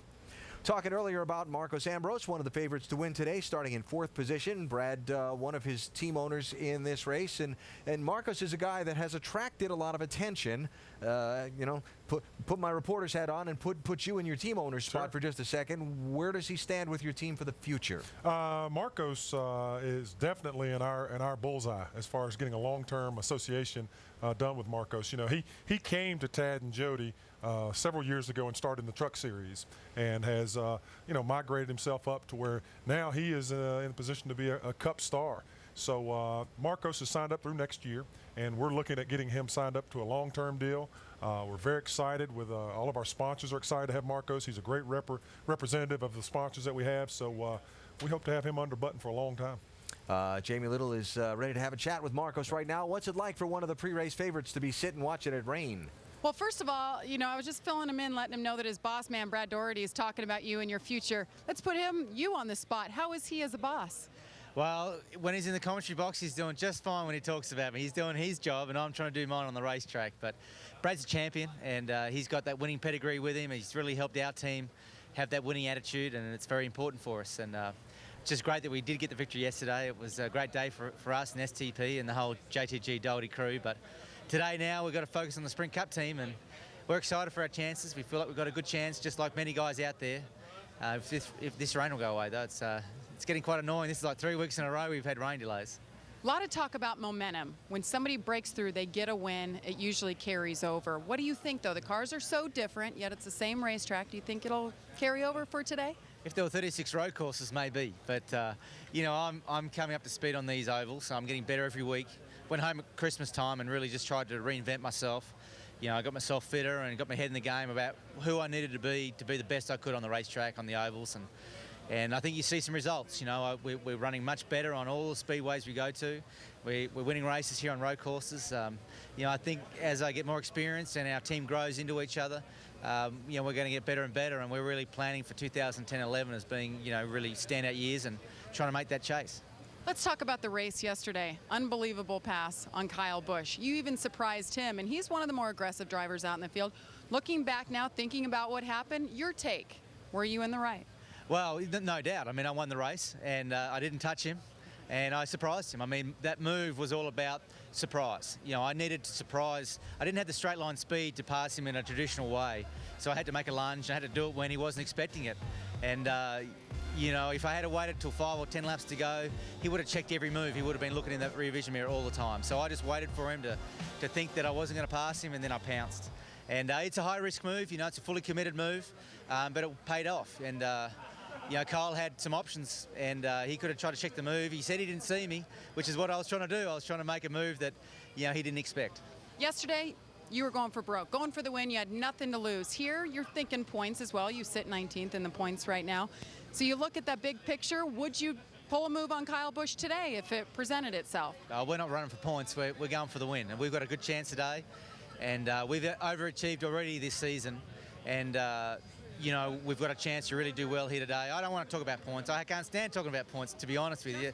For me, it's all about looking good. I just want to go out there and run as fast as I can and pass some good cars and try to get respect to my peers in this garage and hopefully stick around this pit lane for some time. Well, you were fastest in both practice sessions yesterday. You think that gives you some respect going into the race? It makes me nervous because maybe there are some sleepers out there that I haven't expected. But, yeah, the car was fast yesterday, but it was very difficult to drive. And I would have loved it to have been a little just more balanced and just nicer for me to get around with confidence. You know, it was fast, but it was on the edge. Hopefully, if I do back that speed up a little bit, we'll still have enough advantage to keep him behind me. Well, one thing this guy doesn't lack is confidence when it comes to this road course at Watkins Glen. Good luck to you, Marcos Ambrose, when we get this going. Alan? All right, Jamie, thanks. And again, Marco's scheduled to start 4th in this race. The track drying equipment is out on the speedway. It still hasn't quite stopped raining, but that should happen shortly, and we'll see when we can get this thing going. Live at Watkins Glen International, track drying has begun. Looking for the start of today's 90-lap NASCAR Sprint Cup Series race in a while. It's going to take a couple hours to dry off this 11-turn course, but again, they've got an army of the jet dryers here, and they've started on it already, and the end of the rain has almost moved through, and that's a good thing. But in the meantime, we'll sit around and talk some racing, which is something we kind of like to do. Joining us inside the pit studio, a couple of them showed up at once. We put them both on. Why keep somebody waiting? The far end of the table, driver of the Mobile One Dodge for Penske Racing, Sam Hornish Jr., and seated next to him, driver of the number 82 Red Bull Toyota, Scott Speed. Thank you both for taking a minute to come by. Thank you. Thanks. I'm sure that it was as much a shock to you when they were inside the car counting down to like 10 seconds to start engines, and they said, get out. Yeah. A big do-over. Yeah, that's never fun. Is it an adrenaline letdown when you're that close to going and they say stop? Well, it's a good practice run for us all to be able to get ready, get in the car. I thought it was quite interesting. I was looking up at the stands, and probably 90% of the stands were emptying out, and all the set heads were going up the stairs. So that's pretty good. Is there a statement in there? So I'll let that go. Scott, this is only your 3rd stock car race on a road course, correct? Yes. You ran an ARCA race down at the New Jersey Motorsports Complex, and then you ran the Sonoma race out in California. Obviously, road racing is your background. How's it different? I don't know. I think for me, it's just more comfortable being on a road course. You know, everything seems to be more normal. The braking points, how you pass cars, for instance. You know, on an oval, a lot of times you'll run a wide line around the outside of the corner to get a run on some guy. And on a road course, that's unheard of. It's totally opposite. So just the way the race plays out is a lot more normal. You still got to get used to these cars. They're a lot heavier. They don't stop, obviously, near as good as a Formula One car. Yeah. So there's still a lot of adapting to do, but you know, being on a road course, the racing itself is, you know, a lot more at home with me. Guys, I tell you, this is questions for both of you, Sam and Scott, really. You know, you both come from open wheel, and you've had experience and a lot of success in both of those types of cars. What's the biggest difference you've seen? What's the biggest adjustment you guys have had to make from stock cars to the open wheel cars? Start with you first, Scott. Well, for me, I mean, I know Sam's experience is obviously on an oval a lot as well, you know, with the road courses. So for me, learning an oval itself was a huge learning curve. You know, learning, you know, everything that goes on in the race, like I said, with running around the high side, you know, how the draft affects the cars is a lot different. And then the size of the cars themselves, I mean, these things weigh almost 3 times the size of a Formula One car with, you know, 10% of the downforce. So how the cars react, you know, behind other cars and by themselves, you know, the grip level is so dramatically different that it just takes a lot of getting used to. You know, the biggest thing that I've had to learn is what you do with your feet is almost as important as what you do with your hands. There's so much that you can upset the car by either getting on the throttle too much or you know, getting on the brakes too hard. The Indy cars, you know, weigh 1,500 pounds, create over 4,000 pounds of downforce, and you know, have about 600 horsepower. These have over 800 horsepower, weigh 3,500 pounds, and create about 1,000 pounds of downforce. So everything that you try to do is making it worse, whether it's stop and turn, and you know, everything about the car makes it harder to drive. And not only do you do that, you go out there and you double the competition. You know, any open wheel series that, you know, I ran in has been about 25 cars, 30 cars at max, and you know, you come out here and you have 43. And the way that NASCAR has made the rules with the car tomorrow, it's brought everything so much closer as far as how competitive things are. And it's a lot of fun when you get up there and you get to run in the top 10, because you get to see what these guys go through on a normal day. And they give each other a lot more room. They spend 3/4 of the race getting to the end. And one of the biggest things that's been tough for me was, you know, yeah, I ran a lot of IndyCar races, and they're considered long races, but they're 200-300 mile races. And everywhere we run over here is 400-500 miles laps. And the races are just very long, and there's a lot of things that you can do early in the race that, you know, keep you from being up there at the end. Well, saying all that, and my question's for both of you as well. I mean, Sam, you're becoming a veteran of the series, and Scott, you're a relative newcomer. What's the next step for you guys? What are the one thing that you have to focus on that's going to get you to the next step? I mean, for Sam, for you, it's going to be, you're close. You're going to be, you know, what's going to get you to winning races pretty soon? And Scott, you know, for you, what's the next step in your evolution? You know, it's experience. You know, you can't measure how valuable it is. You know, you see guys like Mark Martin out there running for so long and now having one of the most successful years he's ever had. It's like the more and more you're here, that you can't describe how much you take away from every weekend. And, you know, with the races as long as they are and how much stuff goes on during a race, every single weekend you're out there, you're learning something to carry on to the next weekend. Great point. Sam? The next evolution for the Mobile One Dodge is, we want to continue to get more top fives. I looked at what we've done today. We haven't had any middle ground. We've either run really well this year and run in the top 10, or we've had bad luck, or I've done something or just been in the wrong place at the wrong time that's kept us from being there. And when it really comes down to it, one of the things that I looked at today, I have 5 top 10 finishes. Kyle Busch has 6 top 10 finishes. So for me, 3 of his are wins, obviously. But when I look at it, I don't think that we're far. We just need to work on that 10th to 20th place finishes. The days that we don't have that car that's able to finish in the top 10, and that's what we need to do.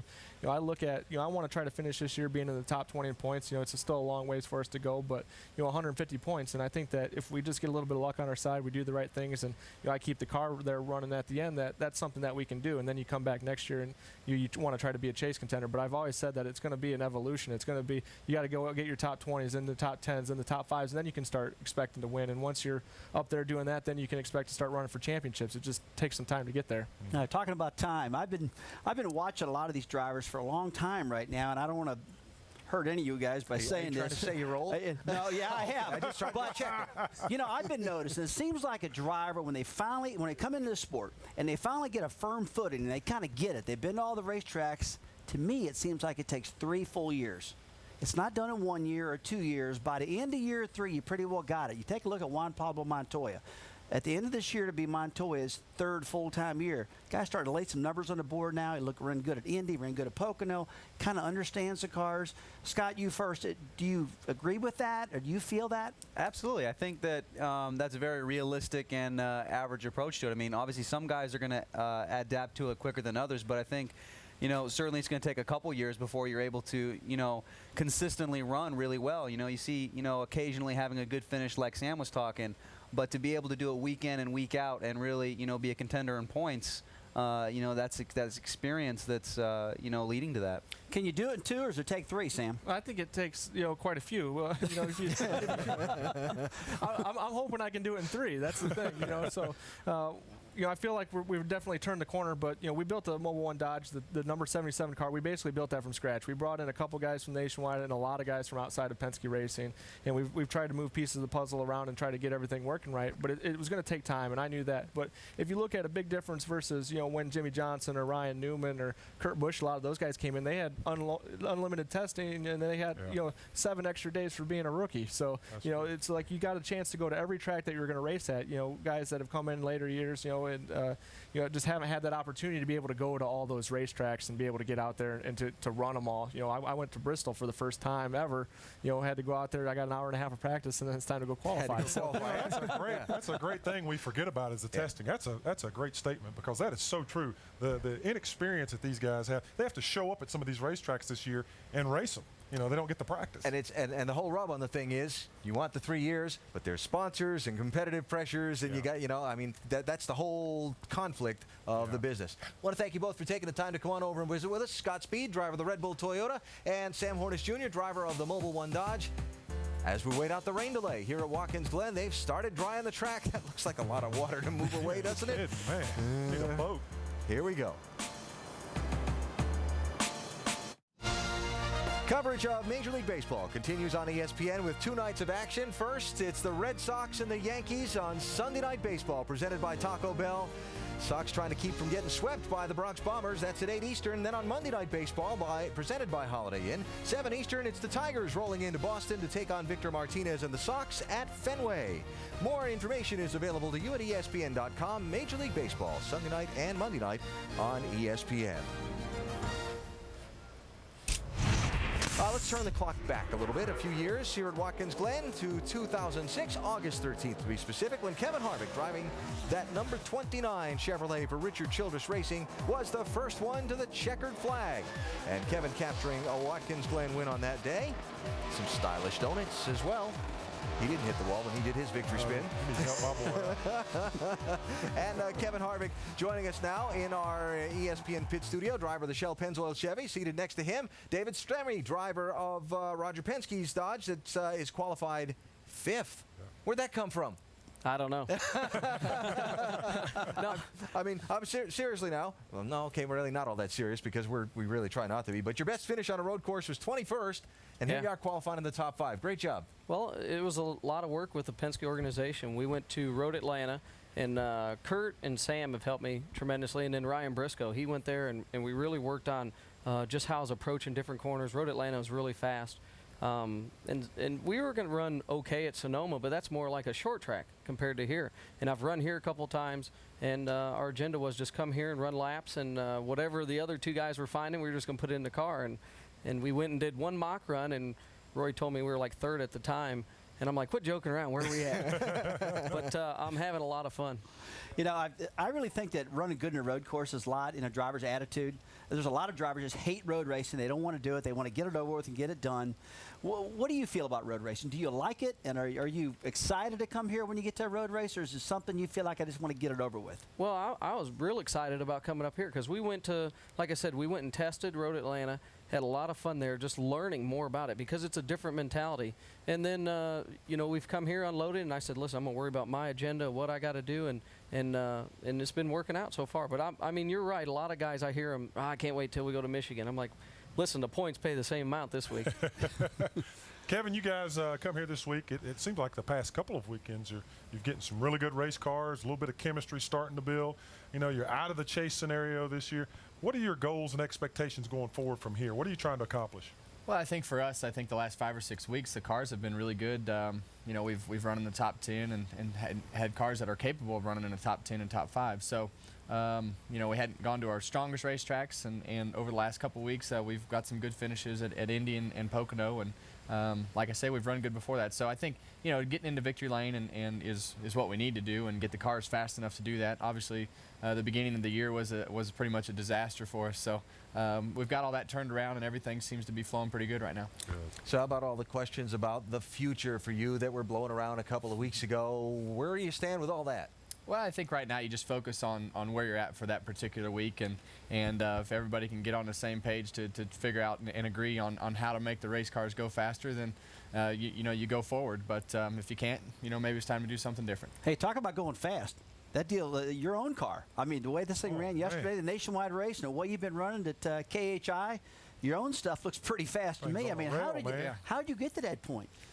Well, you know, it's just been a lot of work, to tell you the truth. You know, the best thing that's happened is I've been able to get in the car every week, and we build on something from a week-to-week basis. And you know, we've got a lot of good people, and it took a while to start a new organization and get the people where they needed to be. So I look at our truck program our truck program as where we want to be, and I look at our nationwide program as to where we were with our truck in probably 2006 at the start of 2007. You know, we're fast, but we still make mistakes. So once we get those mistakes over with, you know, that's part of the building process, and unfortunately that's what we're going through right now. And the cars were good yesterday, and I'm glad Marcus wasn't in my car because we would have never seen him. Now, we're happy you're running good in that nationwide car, but you know, that truck thing, Brad, I don't know, if he goes out there and wins 5 in a row, Mr. France would call that stinking up the show. That's exactly right. He has won 5. He's won 5 in a row. He's going for 6 this week. Yeah. So he has stunk up the show. And in case you're not up on the story, Ron Hornaday drives for Kevin Harvick in NASCAR's Camping World Truck Series, and he's won 5 straight races. Yeah. It's amazing. You know, the next thing, Rusty's going to come out of retirement. Uh-oh. Mark's coming out of retirement, and what? Hornaday's 51 years old. Look at him over there. Hey, go get my gloves, man. I'm ready. He's ready. He's ready. He can get it done. He got in our car last year. Steve and I would be testing. He gets in there, and he don't miss a beat at all. We talked about that. He was joking around at dinner. Well, it might have been even last night. He said, yeah, maybe I got to come out of retirement. And he said, nah. I'm done, man. I'm happy. All right, I got to take a break. David Stremme, Kevin Harvick with us in our pit studio. Rain delay here at Watkins Glen. Heavy shower just as the race was supposed to get started, but as you can see, the sky has cleared, and they have begun track drying here at the Glen. NASCAR Sprint Cup Series at Watkins Glen International is brought to you by AT&T, your world delivered. And be one of thousands to get on the number 88. Sign up now at ampenergy.com. Just joining us, heavy rain shower and thunderstorm came through the Watkins Glen International area just as the race was about to start. In fact, they were inside of 10 seconds to the command to start engines when the word came to hold on. Drivers out of their cars, then it downpoured. The rain hasn't quite stopped, but the end of it is visible on the old radar. Clearing behind it, track drying has begun, but again, it's going to take a good 2.5 hours to dry this racetrack from the time at which the rain stops. Plenty of daylight, though. Won't get dark till about 8:30 or so at night. And we are very hopeful to see the full 90-lap distance scheduled for today at the Glen. Inside the ESPN pit studio, Kevin Harvick and David Stremme have joined us for a couple of minutes to talk about racing. We were having a laugh about the rain tires and why they're not used on this racetrack, but would you want to do it? Would you really want to go racing in the rain? It was pretty fun, I think, to watch. I don't know how much fun it would be in these particular cars, but I think the real story during the break was the Red Sox. Yeah, I knew we'd come back to that. Kevin's a Yankees fan. I'm a Red Sox fan. I'm not having a really good weekend. We'll see how tonight goes. I'll leave out the 8-3 part on the season so far. Can we talk racing, please? You're still 5.5 back. I know it. All right. Anyway, would you really want to run one of these cars on this track in the rain? What do you think? I think it'd be fun. It'd be fun. The problem is you can't see. And I practiced the truck up here in 98 in the rain. And the biggest problem that you have with these particular cars is you can't, the windows fog up. And then once the stuff, the oil and stuff gets all the rain X off the window, then you can't see out of the window. So that's the biggest problem, is just vision out of the front window. The cars really aren't that bad to drive because you have to slow down so much, but the vision is the big problem. So you can fix all that stuff, though. I can get windshield wipers on it, work good, and get the fog out of it, get it where you could see it, get all your stuff the way you want to have it. I mean, if would you be up for it then? If we could see, that would be the main thing. But the other thing is the rooster tail that the cars shoot off the back. You can't. It's hard to see, and as fast as this place is, it's hard to see a third of the straightaway with a car in front of you. So I'd try it. Up for anything once. Try anything once, yeah. I imagine trying to stop these cars in the rain would be exciting too. I mean, you look at the sports cars, they're a lot lighter and have really good brakes, and like Kevin was saying, how it treads the water and do different things. But I think if you could see, it'd be fun to try. We got to try it. Yeah, exactly. David, this is another great career opportunity for you, getting into this Penske organization, Dodge. How's it going for you? Where do you see yourself right now, and what's in the future for you? We've had, I would say, when you were talking to Scott and Sam, and they were talking about building stuff, and we've had no notes to go off of and not really been able to test a lot of places, and it's kind of hurt us. So we were looking forward to the second part, but we've had horrible luck with getting flat tires, or I've gotten wrecked like 3-4 times. Yeah. And it's been tough. It's been a really difficult season. Last year we had a great season with Rusty, building that second team, and it's just getting through that. And, last week at Pocono, we had some problems in the pits that got us towards the back. We had a fast car, and we were able to drive up there. Indy was, I would say, okay. And it's really just building that notebook, going back to these places, because I don't have any experience hardly in the newer car with not running the Cup Series last year. And they've developed so much from when I've run them, like in 07 on the short tracks. You don't even use any of that. So it's just really building. I feel very solid in the company. I think one of the things that the organization has done is really grow all together, where everybody's working together. We all get in meetings and talk and move in one direction. I think that's really big for the company to move forward. So you think you got some good stuff coming up, going around second time around to some of these racetracks? I definitely think so. And to give you an example, Michigan, we were practicing. We were okay, felt all right, and both Sam and I were horrible in the race, and Kurt run pretty good. And we were like, okay, we sit down afterwards, and it was like, what's the difference? Well, Kurt, he had his car a little tighter. He knew what the track was going to do, and that was something that we didn't know.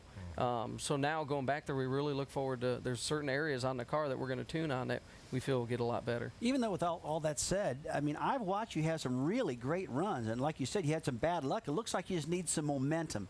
Just need some solid finishes. They don't have to be great finishes. It looks like you just need to finish the race. You've had a lot of times where you couldn't finish. And that's what really has gone on, is like our team, with this qualifying effort we had was a really good shot in arm. There's none of this where we're at in points, like the crew chief and the team and myself blaming one another. We're just like, listen, we just keep moving ahead, and we keep charging, and it's just move forward every week. And we had strong runs. We just got to put them numbers up. This guy's a racer, man. Every time I'm around him, he's talking about shocks and springs and running late models and talk about somebody. That.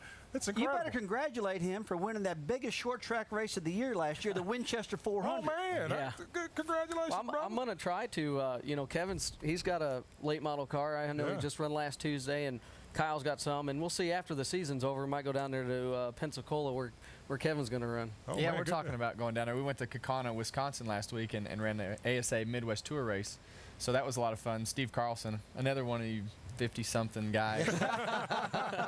He put it on you guys? Yeah, he put it on. He waited till 50 laps to go and just drove by everybody, and off he went. So, what about Oxford, Maine? I think you did Oxford, Maine also, right? There's a lot of tough short track racers in the country, and I always tell people there's a lot more good race car drivers in the country than there are good race cars, and that's why a lot of them don't make it here. Just not enough cars. You guys are involved in the business of racing at several levels, right? David, you own a late model race team. You've been very involved in that. Kevin, you own a big race team now between the Nationwide Series and the Camping World Truck Series, and the sport overall. As you go around the country, you meet fans, you go to races, you do your thing. What kind of shape is the racing business in? I think from our standpoint, we race everything from Nationwide to late models. We had a great crowd in Kaukauna last week. I think they had 5,000 or 6,000 people. The car count was about 35 cars.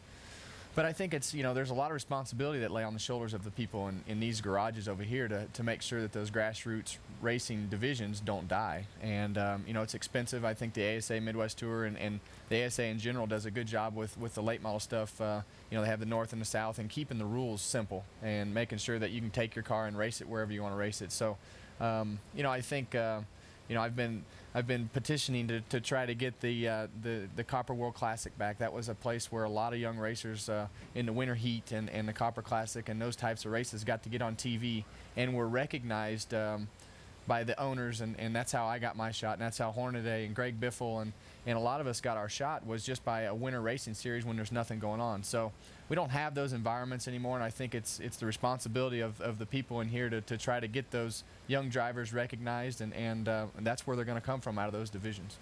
All right, that was a serious question. You want to comment on that, or? Well, I just think I go to a lot of short tracks. Just went to a little track when we were in Pocono Saturday, and when you look at short track racing all the way to the top, everybody's a racer, and they're going to work with what they've got.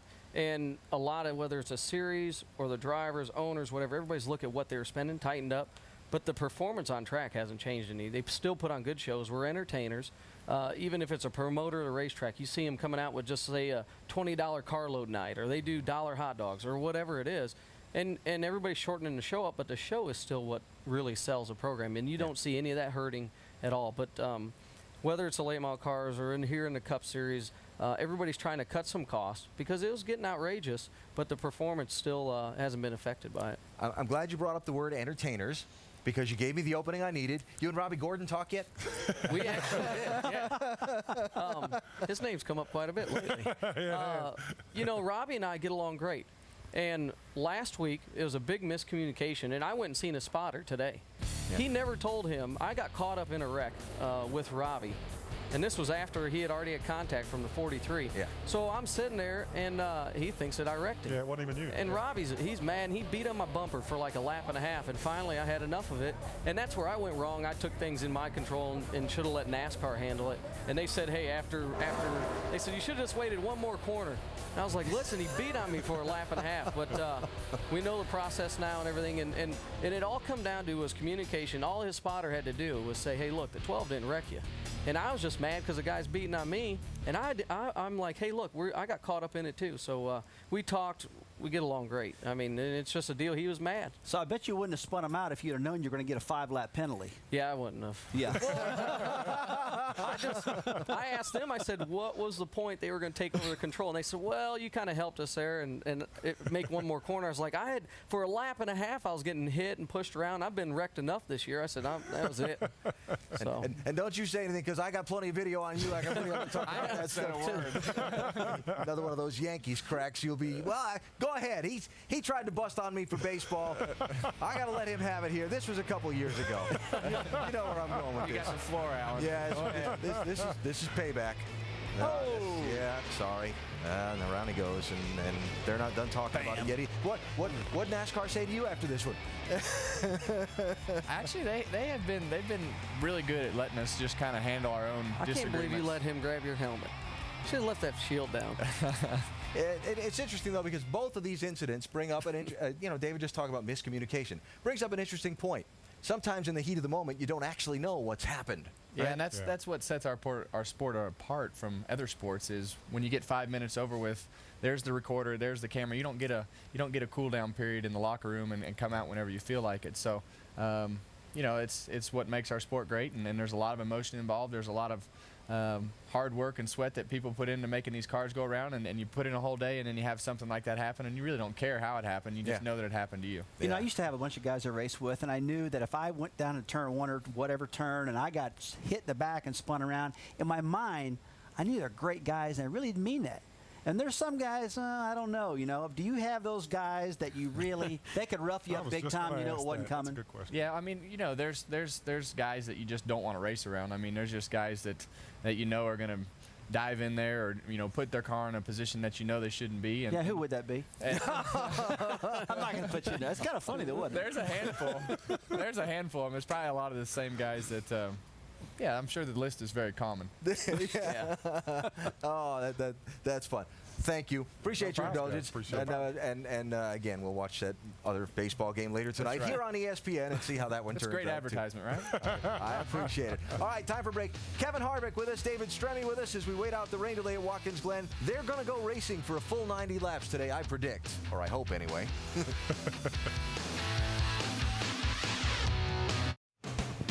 The parade passing by the bus stop. All the safety vehicles out trying to help dry this Watkins Glen International Road Course after a heavy rain shower and thunderstorm moved through just as the race was scheduled to begin. Track drying operation underway. The radar showing an end to the weather is soon, but it's not here yet. We are waiting on the rain to finish falling, and then we can finish drying this racetrack. Clint Bowyer, a winner in NASCAR sprint competition in May of 2008 when Dale Jr. and Kyle Busch got together and opened the door for Mr. Bowyer to shoot through from third to first. He never gave up that lead and took the checkered flag. That was Clint's last victory in the NASCAR Sprint Cup Series. He's one of those guys fighting for a place in the chase at this point. Clint sitting 15th in the standings, 115 points out of the 12th spot.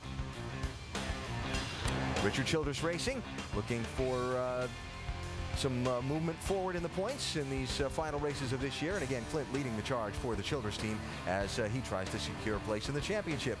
Dave has found a secure and dry spot to talk to Mr. Bowyer.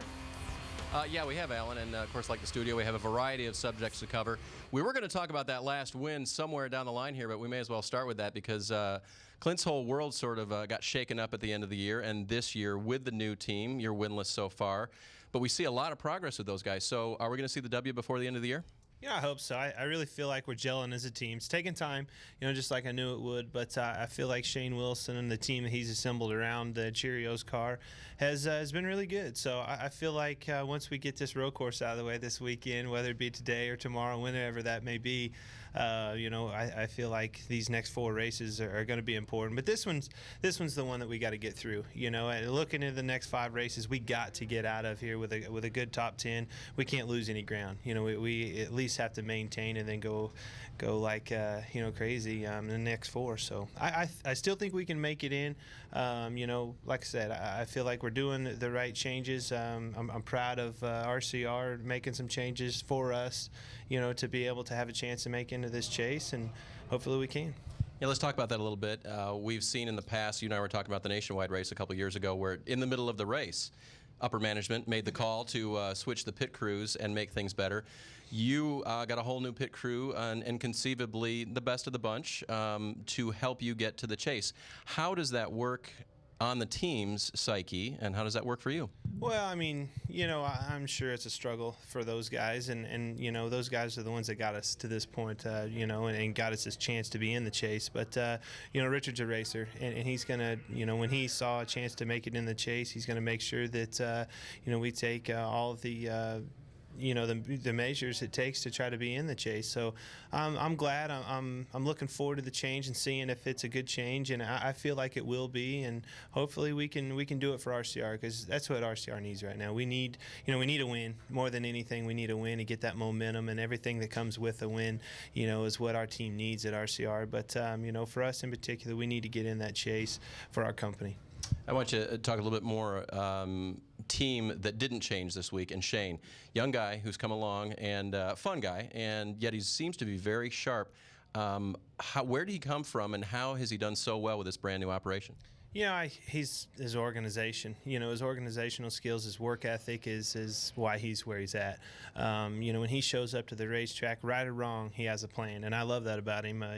We run good together and we run bad together, but nonetheless, we're building a notebook as we go. That's the biggest thing right now. We're so new, coming back to these tracks for the second time around. I just hope it's not too late, because I really am looking forward to having that notebook to bounce back of, go through and say, well, that didn't work, that worked, and capitalize on those, because I feel like once we do that, we're really going to hit our stride as a team. And you only get this place one time, and you start 38th whenever we get this race. Well, how does he get you from there? Or how do you get from there up toward the front?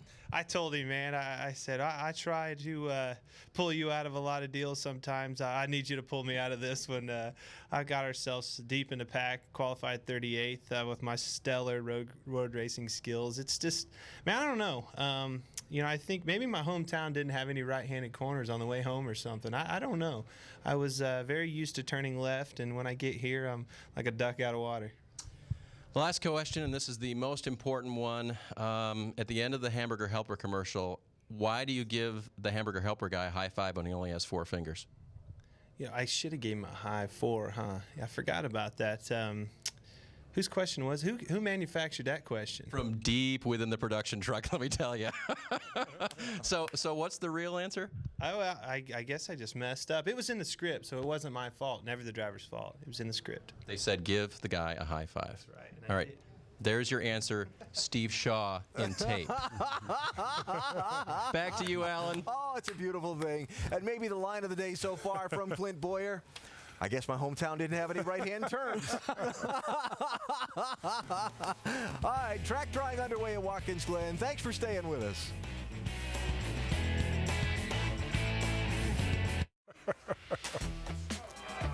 Back live at Watkins Glen in the rain delay for today's NASCAR Sprint Cup Series race. So we're sitting here during the commercial and we're looking at the radar and we're doing a little calculating and we're thinking this is going to be close. It's going to be really close. We're going to run out of daylight possibly. I'm going to stop making predictions on getting the full 90-lap distance in, but we'll see. They're making their best effort to get this track dry. We just need the end of the rain to finish moving through. Look at the radar. We just got a little tail end of it still hanging with us, but they're working at it, and we're hoping to see a green flag here in a little while at Watkins Glen. So while we wait out the rain delay, Doc, DJ, and Andy are hanging up in the booth with us as well. Time to talk a little family, huh, Doc? Exactly. Alan, you talk about racing, NASCAR history of this. It's all been about family. Got the Francis, the Pettys, the Allisons, the Earnhardts, the Wallaces now, and the Jarretts. And DJ, we talk about following in the footsteps of a famous father. You followed Ned, who's one of my favorites, sort of like my godfather. With being a son of someone like a Ned Jarrett, is that a blessing or a burden when you were trying to get your career going? No, I think the pluses certainly far outweighed the minuses. Certainly, the comparisons are going to be there as you try to get into the sport. Looking at my dad's record, 50 Cup wins, 2 championships. Did I ever envision that I could get to that level? No, but all I wanted to do was go kind of try to make my mark. I enjoyed being around the sport, been around it my entire life. It's been a sport that's been good to the Jarrett family and a lot of those other names, but it can be difficult. You have to learn how to handle that pressure, but it also opened doors for you to get maybe sponsorship or get you in a ride, but you still, at the end of the day, have to go out and get the job done. So the pluses, again, far outweigh the minuses. It was great having my family around all the time, my dad being in the broadcast booth. So I really enjoyed that opportunity. Could I live up to the expectations that maybe a lot of others had? Yeah, didn't know that. All I knew that I would go out and give it my very best. It's not just been drivers following in the footsteps of other dads who are famous drivers, but we also see it, in the race shop among crew chiefs and car owners. And, of course, the Robert Yates saga is exactly that. Dale Jarrett leads the way coming off turn 4. Dale Jarrett is going to win. Yeah, baby, we're back on the map. Does this one come off after one? It is down. Yeah, I worried about it a long time. Did I drag you into something you wish you'd never seen? All little boys want to be like their dad. You are my hero. All I wanted to do when I was a little boy is be like you. It's a tough living. Your dad's gone all the time. You know, you're at ball games. Other kids' dads are there, and yours is off racing. You know, my dad's normal deal was he would come home for dinner, eat dinner, and then go back to work. And sometimes I would go back with him and spend the night there. I built 4 engines from 7 o'clock at night to 2 in the morning, every Monday night. I went off to college, and the day after I graduated, I went to work and started tearing down engines and washing parts. And all the guys there are like, yeah, went to college for this. And it all turned out good. We've never been afraid to work on an engine, and 3 or 4 years ago, we'd have them out in the motorhome lot, building them in the motorhome lot, and people were walking by. They're like, what are you guys doing? Well, it's our race motor. I can remember Daytona 1992. We worked 7 days a week, about 18 hours a day. We would always build the qualifying engine and go down and qualify with it and bring it back home and rebuild it. Well, he had to stay down for a dinner or something. So I said, no problem, I'll go home and rebuild the engine. Well, he kept calling me, and he kept calling. I said, Dad, if you don't leave me alone, I'm never going to get this engine built. And so we got it built and ended up winning the race. Davey Allison is going to win the Daytona 500. You know, it was a special day for a lot of reasons. Win the race with Davey Allison and our first Daytona 500 together. Dale Jarrett has won the NASCAR Winston Cup Championship for 1999. A look of relief from the well-respected team owner Robert Yates. The best part about this whole thing is if I would have went off and if I was working somewhere else, I'd never get to know my dad like I know him today. Well, I'm proud of you. Thanks for, you know, being there, because there were times I probably would have quit if you hadn't been there. Worked a lot, but you never caught me playing golf. You never caught me in a beer joint. I went home, but I did work a lot of hours, and I wanted to be somebody. Don't copy me. And maybe we'll look back one day and share it with my sons. Maybe they'll want to follow in our footsteps also. Robert Yates did indeed become somebody, one of the icons in the sport in terms of a car owner. And Andy, I know when you were developing as a crew member, everybody wanted to sort of emulate what he did. I mean, he did it the hard way with just hard work and elbow grease. That's exactly right, Doc, and that's what I take away from this. I've seen Robert Yates my whole career in the sport, and he's built this operation over the years and all that success on hard work. He didn't come in here as a businessman from another venture. He came in here and he started working hard. And he worked, like I said, he worked 7 days a week on these cars, and he built something great he should really be proud of. And I did kind of pattern my career a little bit after Robert. I wasn't an engine builder, but I did come up through the ranks working on the cars and was able to get to a point in my career where I was successful as a crew chief and then a car owner. So it's neat, and it feels good to bring it up from the bottom and seeing somebody like Robert Yates to be as successful as he was. Yeah, I'm glad you went to him first. I'm not sure I could have spoke right out of that, Doc, and you're always good at doing that. But that was 2 people there that mean a lot to me. Obviously gave me the opportunity to be successful in this business. You saw Richard Yates there also, Robert's brother, very successful person and someone had a big heart, very big part of making that successful. And then Robert's wife, Carolyn. So those are 4 special people to me, hardworking. Robert Yates, to me, when I first went to work there in 1995, you would catch him maybe building the engines, but you might also catch him sweeping the floors, driving the truck, as we saw. He did everything. I mean, that's the way that it was. It was a small operation at that time, built it into a huge operation, but very smart, dedicated people that I think the world of, and that was a great piece, and they did it the right way with hard work and effort, and made a difference in a lot of people's lives. Gave people like, you know, Davey Allison, Ernie Irvin, myself, Kenny Irwin, Elliott Sadler, all of us great opportunities to showcase our talents, and we'll all always think of them in this business. And Doug Yates out there trying to get his car and his team going now, and we certainly hope that can happen, that they get that to that championship level again. Well, we certainly do. So much emotion. You know why we love the sport so much? Because of those great stories and the people like Robert Yates that sacrifice so much to come from nothing to something and become a champion in this sport. When we come back, we're going to talk about another operation that's being built up toward a championship endeavor. Tony Stewart, Stewart Haas Racing. We'll talk with them in a moment.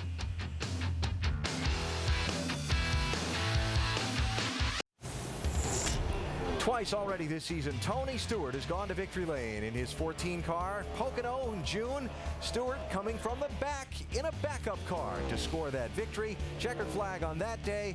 Then, starting off July, in pretty spectacular fashion, Tony Stewart racing with Kyle Busch at the end of Daytona's 400-miler, and it is the 14 car again that is first to the checkered flag, 2 wins, and the championship lead through this point in the season for our next guest in the ESPN pit studio as we wait out the rain here at Watkins Glen. Tony Stewart joins us, driver and part owner of the, let's see, this week it's the Old Spice car. Spice off the steep for the Chevy. It's got a variety. Thanks for taking the time to join us. Our pleasure. You've just got to be thrilled with your season so far. Yeah, we really are. I'm extremely proud of everybody at Stewart Haas and the job they're doing, and really proud of the Hendrick chassis and engine department and all their help that we're getting from those guys this year. But we've had an awesome season. I don't think any of us would have predicted that everything was going to gel this quick. But both for Ryan and myself, we're both having great years. Tony, I mean, what you've done is just simply amazing. I mean, the envy of a lot of people out there going, my gosh, the guy's he's run every track in the world. He's been an owner.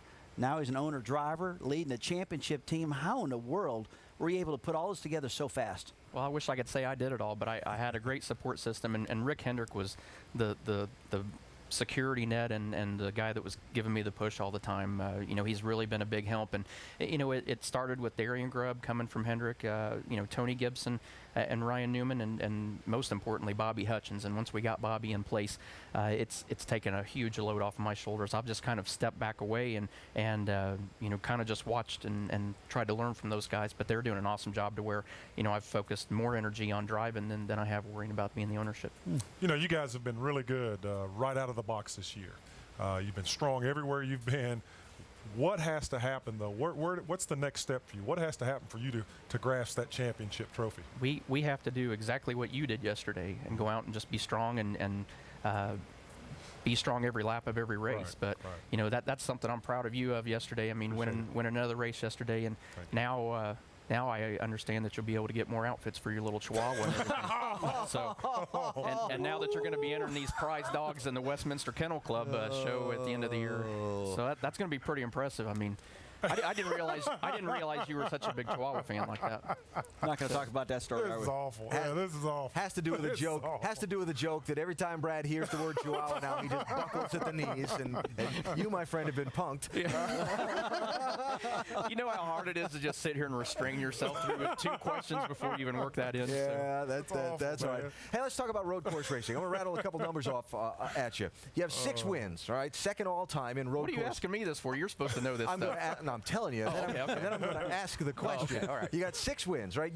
Listen to this. You've been first or second in 7 of the last 10 road course races. Don't be trying to jinx him now. No, I'm just offering up the numbers. So if it doesn't work this week, I would suggest after they drop the checker, you get out of here.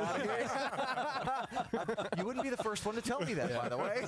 So we'll stick Brad's Chihuahua on you, and I won't have to worry about that. I've lost control. As you approach a road course, as you approach the road course, did you have to teach yourself how to road race, or was it something that came naturally to you? I had won the one of the WKA championships in the road courses and go-karts, but I never got a chance to really, after go-karts, I never got a chance to run anything. So basically my road course experience was driving for Mark Dismore and Comet Kart Sales in Greenfield, Indiana. So running in WKA was awesome. I got to race with guys like Jamie McMurray and I know there were Kevin Harvick. I know I ran against once in a go-kart, and we didn't even know each other then. Yeah. But it was cool to be able to learn there. And I went out to Bondurant out in Arizona and took a 3-day course out there just more for the shifting side than anything, because I just hadn't driven cars where I had to worry about the shifting. And they try to teach you the heel toe, but in these cars, the good thing is you don't have to. You can use both your feet, and you can be a left foot braker and not have to use the clutch and still shift if you can sync the gears right. So but once we figured that out, it seemed like it came pretty natural. There's a race here. Let me just get to this, Rusty, because it's going to turn you loose on what you want to ask him about. There's a race here a couple of years ago where you lost the lead and got it back by somebody wheel hopping down into turn 1. You were the first one, and then Jeff Gordon wheel hopped off ahead of you, and you got the lead back and won the race. Brakes, Rusty, are a big topic of conversation here. Well, we were on break a little while ago talking to Tony about that. I've been talking to a ton of drivers out there, and they're all saying the same thing. They're all concerned about brakes. They're all concerned about this dreaded wheel hopping, and they're all concerned about turn 1. How do you manage that problem? And do you have have the problem. I'm glad they're worried about it because I think I've got mine under control. But it is. I mean, and the reason that it's such an issue into turn one here is because you're going downhill, and it's hard to see it from the camera angle, but it's a big drop in elevation. So you've got a lot of the weight planted on the nose of the car, and the back of the car is really light. So that makes it easier to wheel hop the back end when you're going downhill like that. The rest of the corners, it's not near as big of an issue. You can see guys into turn 10, but that elevation change there doesn't look like much, but when you get out there on the racetrack, you're really going downhill. And right where you can kind of see a light strip going across the racetrack, right before that is a small set of bumps. And so you're at maximum braking anyway, and then as soon as you hit those bumps, if you've got just a little too much brake in it, it starts locking it up. So that's looking the other way to see how much it drops off beyond the hill. When you can't see the bottom side of it from here, it tells you it's pretty serious. Yeah, that's pretty big. Are you, we have video? Oh, okay. So this was the race. You had the lead, right? And then you got a wheel hopped off in turn one. And Jeff Gordon got the lead. Then he wheel hopped off in turn one, and you got the lead back. Yeah, it's I got the better end of it because I did it first and lost the second. But the bad part for Jeff was that Jeff couldn't get it saved. I mean, it wheel hopped so bad on him that he couldn't save it and spun. But we had a great race. I mean, it's awesome to have a duel with Jeff Gordon like that because he's always been an awesome road racer, and him and I've had some great races here at the Glen. So it was fun to push each other so hard that we forced each other into mistakes. It's interesting. So when we get this race going, hopefully today, if not tomorrow, but hopefully today, how will the change in conditions affect things? I don't think it'll matter. I mean, it had rained last night anyway, so the track was going to be green, but it's definitely going to be cooler for sure by the time we go out. The surface temperature will be down, so it'll have more grip. But I was hoping it would be really hot to where it would get slick because it seems like we go really well when the track's really hot here. Tony, with this track, with this new car, all this stuff, do you have a favorite corner that you like to set up these guys for passing? Is there a Tony Stewart favorite braking zone that you're going to try to pounce on these cats? Yes, there is, but I'm not going to say it. I know a bunch of those guys are back in the motorhomes watching right now, so I'm keeping that to myself. But yeah, there is. I mean, there's a couple spots in particular that we look at, and there's a couple areas of the track that we really focus on to be good for the race, to where you have that opportunity, because this is such a momentum-driven racetrack that if you lose just a little bit of momentum, it really costs you, because we have long straightaways, fast corners that lead into these straightaways, so you have to keep a lot of momentum. Can you see the trophy? I mean, is your focus on the Cup I got trophy? 4 of them. I've seen them. I know what they look like. I'm talking about for the championship. I got 2 of those, but I don't have a Sprint Cup championship. But no, I'm excited about it. I mean, I feel like that we realistically have a shot at it in our first year with a new team. So like I say, I'm so appreciative to Rick Hendrick and Hendrick Motorsports with the chassis and engine department, and everybody at Stewart Haas Racing. There's so many of these guys that were already in the system when we got there, and then the new guys that have come in to get an organization to where you have so many different people that were existing, and then new guys come in and all get pointed in the same direction and get working well like they have. And that's under Bobby Hutchins' direction. I mean, it's just amazed me that we come out and we feel like we've got just as good a shot as anybody else does to run a championship, and we feel like we got 2 cars that are capable of that. Okay. Appreciate you coming in. Appreciate you bringing the big man to his knees. Well, I'm going to go back. I'm going to go back to his luxury motorhome there. I'm going to check on his dog, make sure the Chihuahua doesn't need to go outside and go to the bathroom or anything. So I'll take care of it while he's working in here. I'll tell your little girl that you said hi. And it's good that you were talking nice about Jeff Gordon, because he's standing right off camera. He's in next, so that's and you didn't know that, so that's okay too. The cool thing is he's kind of my. We finally, there's been times when we were here as rivals, and it's like we finally get to work together this year. And I don't know from his perspective, but it's been fun to work with him as a teammate, to sit there and talk in between sessions and discuss how our cars are working. It's made this year even that much more fun to have somebody that's always historically been a rival, to have him as a teammate now. It's a lot of fun. Awesome. I'll borrow a Benny Parsons line. If you look at the standings, nobody's having more fun than Tony Stewart. Exactly. And we appreciate you taking the time to join us during the rain delay. Tony, the NASCAR Sprint Cup Series championship leader, and he will go from 13th starting spot when we get the race underway. And yes, Jeff Gordon is here. He's next from Watkins Glen.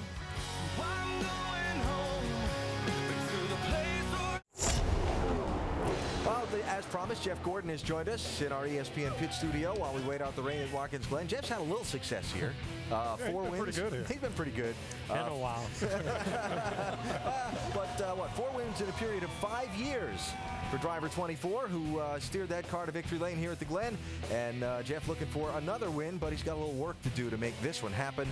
because he's going to start back in 31st position when the race happens. And while Jeff has joined us in the pit studio, I got to deliver the bad news before we talk to you for just a second. NASCAR's just pulled the plug on the day. It's still raining, even though we can see the end of it on the radar. Their policy is that they don't start the race if they don't have enough daylight to run the full advertised distance. And because it hasn't stopped raining yet, and it's 2 hours to dry the track and sunsets at 8:17 and so on, they're going to have to pull the plug on this. The end of the front, we can see it on the radar, and it just wouldn't come through. So the race is at 12 noon tomorrow. We'll give you some more details in a couple of minutes as they're passed to us, but the race has been called for today here just after 4 o'clock Eastern Time. So now that you know that... I was hoping I wasn't going to be your final guest. I'm hoping you're not my final guest either, if you want to put it that way. I kind of like this job. You got to come from a long way back when you go racing tomorrow. We had a horrendous day on Friday.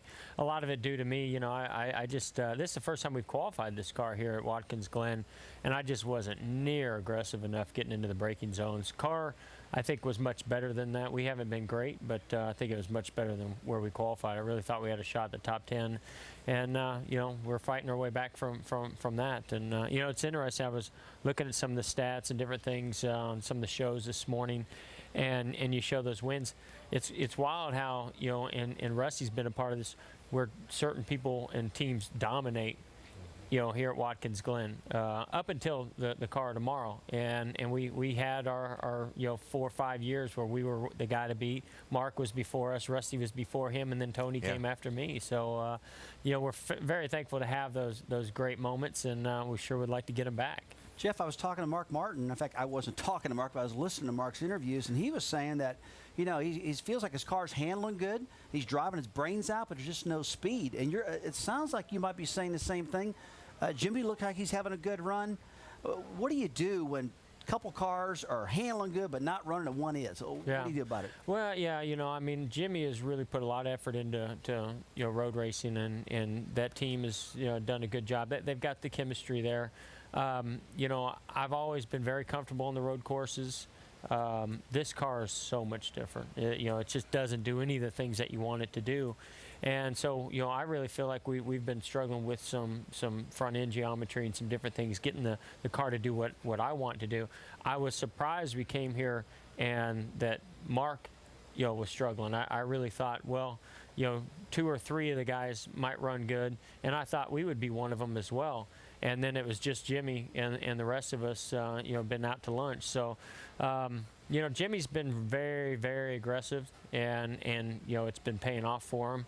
And so, you know, I'm anxious to see. I think we've made some big improvements on our car for the race, and so I'm anxious to get out there. But coming from 31st is so tough to do that. A lot of it's going to fall on me just really trying to be, you know, don't put myself in a position to make mistakes, watch other guys make mistakes, take advantage of that, and then it's all going to come down to the pit calls and crew chief. Yeah, that was going to be my question to you. I mean, have you ever started this far back in the field? I've been that far back before. I don't think I ever started that far back. You know, we were pretty far back at Sonoma there with, 20 laps to go, and worked our way up through there. You know, I think there's 3 good passing zones here at Watkins Glen, where at Sonoma there's really only 1. Yeah. And the same kind of thing happened. A lot of guys are just on the double file restarts getting shoved wide and making mistakes and getting off course, and that's how we made up most of our spots. And then at the end we had to get really aggressive on a couple of them, and you know, we're just going to have to play it out the same way. I mean, it's not for points. You know, we want to, we're really a win or nothing situation for us, and maybe a little bit of learning for next year as well. That's the position that we're in, and you know, we're going to be aggressive doing that. You're a major victim of this wheel hop thing we keep talking about on the show. I mean, you're leading the race, you're running great. Is that one of your big concerns, trying to get through this field? It is, you know, it's my concern because in order to get through the field, even if you have a better car than the guy in front of you, you still have to take chances in the braking zones. The smooth braking zones, like up into the bus stop and into turn, whatever they're calling it. I don't know. 10 or something. Somebody calls it 10. I count 7 or 8. I don't know. But that's a smooth section as well. But turn 1, you know, it's where you can gain a lot on a lot of guys, but all you have to do is push it this much further, and that's what's going to happen. That's what happened to me there. You know, Tony was definitely better than us that day. He was closing on me, and you know, I just got in there a little too deep, and boom, around I went. And I've run through that corner a million times in my head since then, and it still eats me up to this day, because I would have loved to have finished second. If I couldn't have beat him, I still would have liked to have finished second that day to make a good finish out of it. And so that one hurt, no doubt about it. And it definitely weighs on your mind. And I'll be honest, every time I go into turn one, I'm this close to wheel hopping every single lap. And, you know, it's just something that I think everybody has. The guys that aren't fighting it are the ones that aren't driving in very deep. Wow, there you go. I'm curious, you talked about earlier trying to get from the back. You said, well, it's up to the crew chief and the strategy thing. Sometimes as a fan, or even as a broadcaster responsible for explaining it all, the strategy in these road course races gets tough to keep up on. What about from in the car? Do you ever get in one of the races and say, can you help me out with where we're at here? Oh, yeah. I definitely, you know, try to figure out who's on what kind of tires and fuel strategy and different things. But for the most part, you know, I don't get involved with the decision-making. I say, here's what my car's doing. Here's what I think, you know. And when you're in the back, like, I'm going to be screaming and yelling. There's no car that's going to drive good from 8th or 10th on back. It's just, you know, the aerodynamics with the packs of cars. So, you know, I've just got to rely on those guys to make the calls. They're reading the weather. They know the fuel mileage. They see the lap times of everybody else. And you tune on the car to make it the best that you can. But, you know, just tell me when to come in. Tell me when to stay out. That's the way I like to do it, so I can just focus on the driving.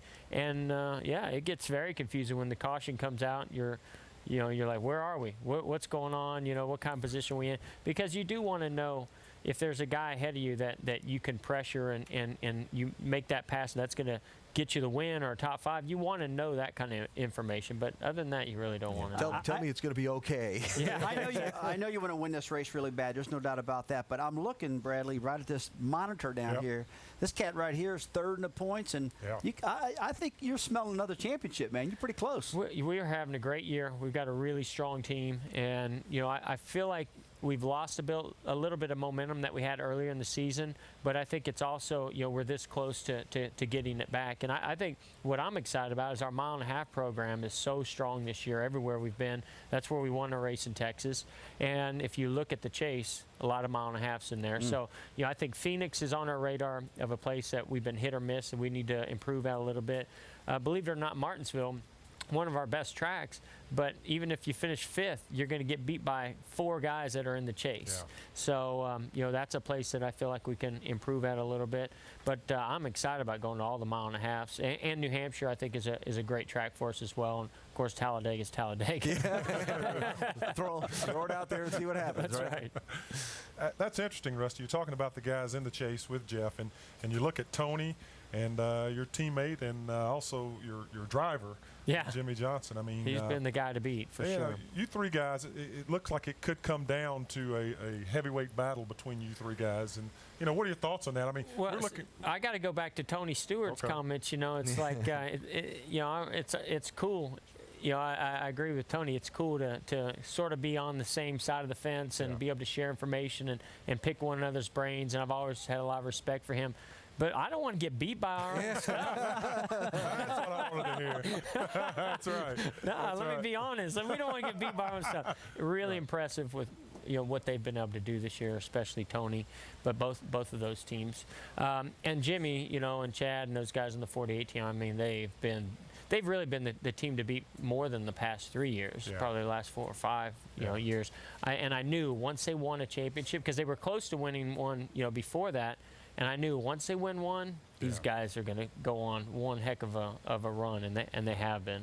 How close a setup can you guys all run? I've always wondered the teammate thing, man. Everybody's always talking about, well, he's running this, and I can't get my car to do that. How close are all you guys? You know, I mean, they're close, but there's definitely differences. You know, there's some tracks that I go to that I know I've got to change my feel a little bit. You know, Jimmy likes a real positive turn into the corner. You know, I like my car to be a little bit number turning in, but turn more positive once it gets, you know, in the middle of the corner. And so one of the things that's been unique is adding Mark Martin this year. You know, we know how loose he runs his cars, and so we all thought, well, his you know, setups are going to be way looser. But believe it or not, we've been a lot closer with Mark this year than we thought we would be. And you know, in juniors, I think adapted some of their setups into that too, and they've really picked up as well. So, you know, I give the 48 bunch a lot of credit because you know, they've really pushed the envelope in a lot of areas. That's made you know, the rest of us really step up. It's kind of what we did with the 24 team, you know, back in the mid 90s, and the rest of Hendrick Motorsports, you know, stepped up. And I think there's a lot to be said about just that fresh, young mindset, you know, whether it's a crew chief, a driver, just members of the team. And it's hard to teach us old dogs new tricks. You know, I just turned 38 this week, but and I don't feel old. But it, you know, your mind when you're racing, you know, and this is my 17th season. It's really tough to change how you're going to. Just like here, you know, with that old car I had, this place, I felt like I could come here every single year and be competitive. So you're a little old school, huh? A little old school. Yeah, that's okay. Yeah. No problem with that, man. I think there's some places, and Mark Martin has really shown it this year. There's some places that experience really pays off, and then there's other places where you've got to take yourself out of what you know and reinvent the way you go about it, and that's what we've done this year, and the cars have improved. And I feel like some things I've done have improved, and that's why we're running better. 17 seasons. I mean, that's a pretty good chunk of time, right? And racers are such forward-looking people. Checkered flag waves on this one. Got to think about next week. Got to go. Right. Got to get this appearance, that test, whatever. Has it been fun? Have you had time to enjoy the ride? Oh, I've had a blast. I mean, my goodness, you know, I don't know where all those wins came from. I look back, it's like, what, 82 wins? I'm like, no way. No way did I win that many races. And so it's been a quick ride. I mean, it's definitely flown by, and I always look forward to taking time during the off season or, you know, later in life of looking back and really reflecting on it, because it's been a lot of fun. It's been a lot of great moments and memories. But right now, you're just in this moment of, you know, what it's just, you know, the competition just breeds itself and takes your mindset out of being able to do that. You know, these days, what I'm really enjoying is being competitive, and when I leave the racetrack, being a dad. You know, I'm loving that. So life is awesome. There you go. And the moment for you will be tomorrow here at Watkins Glen. I also enjoy seeing the Yankees beat the Reds. I gotta admit. There's a jokester in every crowd. It's fine. He waits till he knows we're sending him out the door to stick that way. That's right. Hey, appreciate your time. Thank you, guys. Now, did you really do that on your own? No, you know I did. Hey, that's what I thought. John Henry treated me way too good when I went to the Red Sox game, so I would never put down the Red Sox. Plus, Steve Letart's a big Red Sox fan, so no, I'm not biased either way. There you go. I knew there was somebody behind that little stickler. Hey, thanks for your time. We appreciate it, and we'll look forward to watching you race tomorrow. Absolutely. Look forward to it. Jeff Gordon, driver of the DuPont Chevrolet. That car that's going to get wheeled back to the garage to hide from the weather. Noon tomorrow on ESPN. It'll go racing here at the Glen.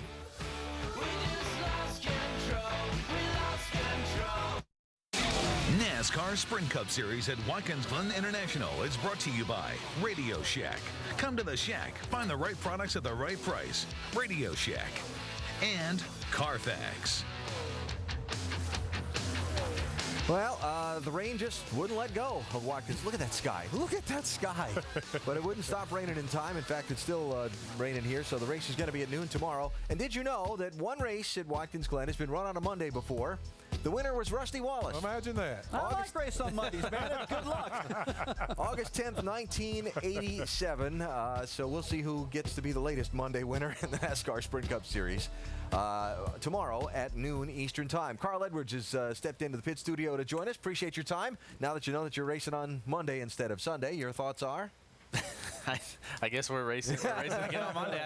I don't know. You know, actually, my thoughts were I saw Frankie Kerr just sent you a text message. I was maybe thinking I could steal some setup stuff. You know, but Bob's been doing a good job, though. Not to throw Bob. Yeah, there you go. Get a little something going here. We were actually fast in you know, happy hour, 4th on the board with our Aflac Fusion, and I was really excited to get in the race car and start racing today. I didn't realize there was a chance of rain until, I don't know, 10 minutes before the race. People were talking about it in the pickup truck driving around. So I guess it is what it is. These drivers are always talking about road racing, and some of them hate it and some of them love it. and you look like you really took to it. You grew up in the Midwest and did all that stuff. What did you do to learn road racing? Did you go somewhere, or how do you pick up to it? It was Boris Said. Boris Said taught me what I know about road racing, and my dad had this book. It was a road racing book. It was a Skip Barber or Bob Bondurant book, about ways to choose which corners are most important and stuff. And I read that when I first started racing, but I never thought I'd be able to apply it.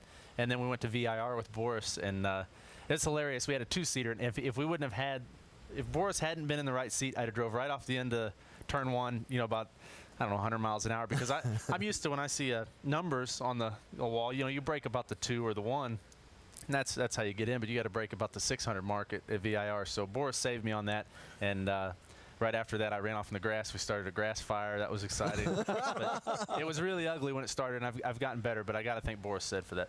I really like to know how Boris can sit in the right-hand side of a car with a guy he's trying to teach running over 150 miles an hour, then they bounce off the track and catch on fire. And Boris is not nervous about it. Yeah, when I went down into turn 1, he's like, he had a little radio and he was push to talk, and he's like, okay, brake. And I'm thinking, come on, Boris. And he's like, brake, brake, brake. And he's screaming. And I mean, it was all I could do to get it stopped before he ran off. And it's really cool. He's a great teacher. And I read an article the other day, he's taught so many guys so much stuff.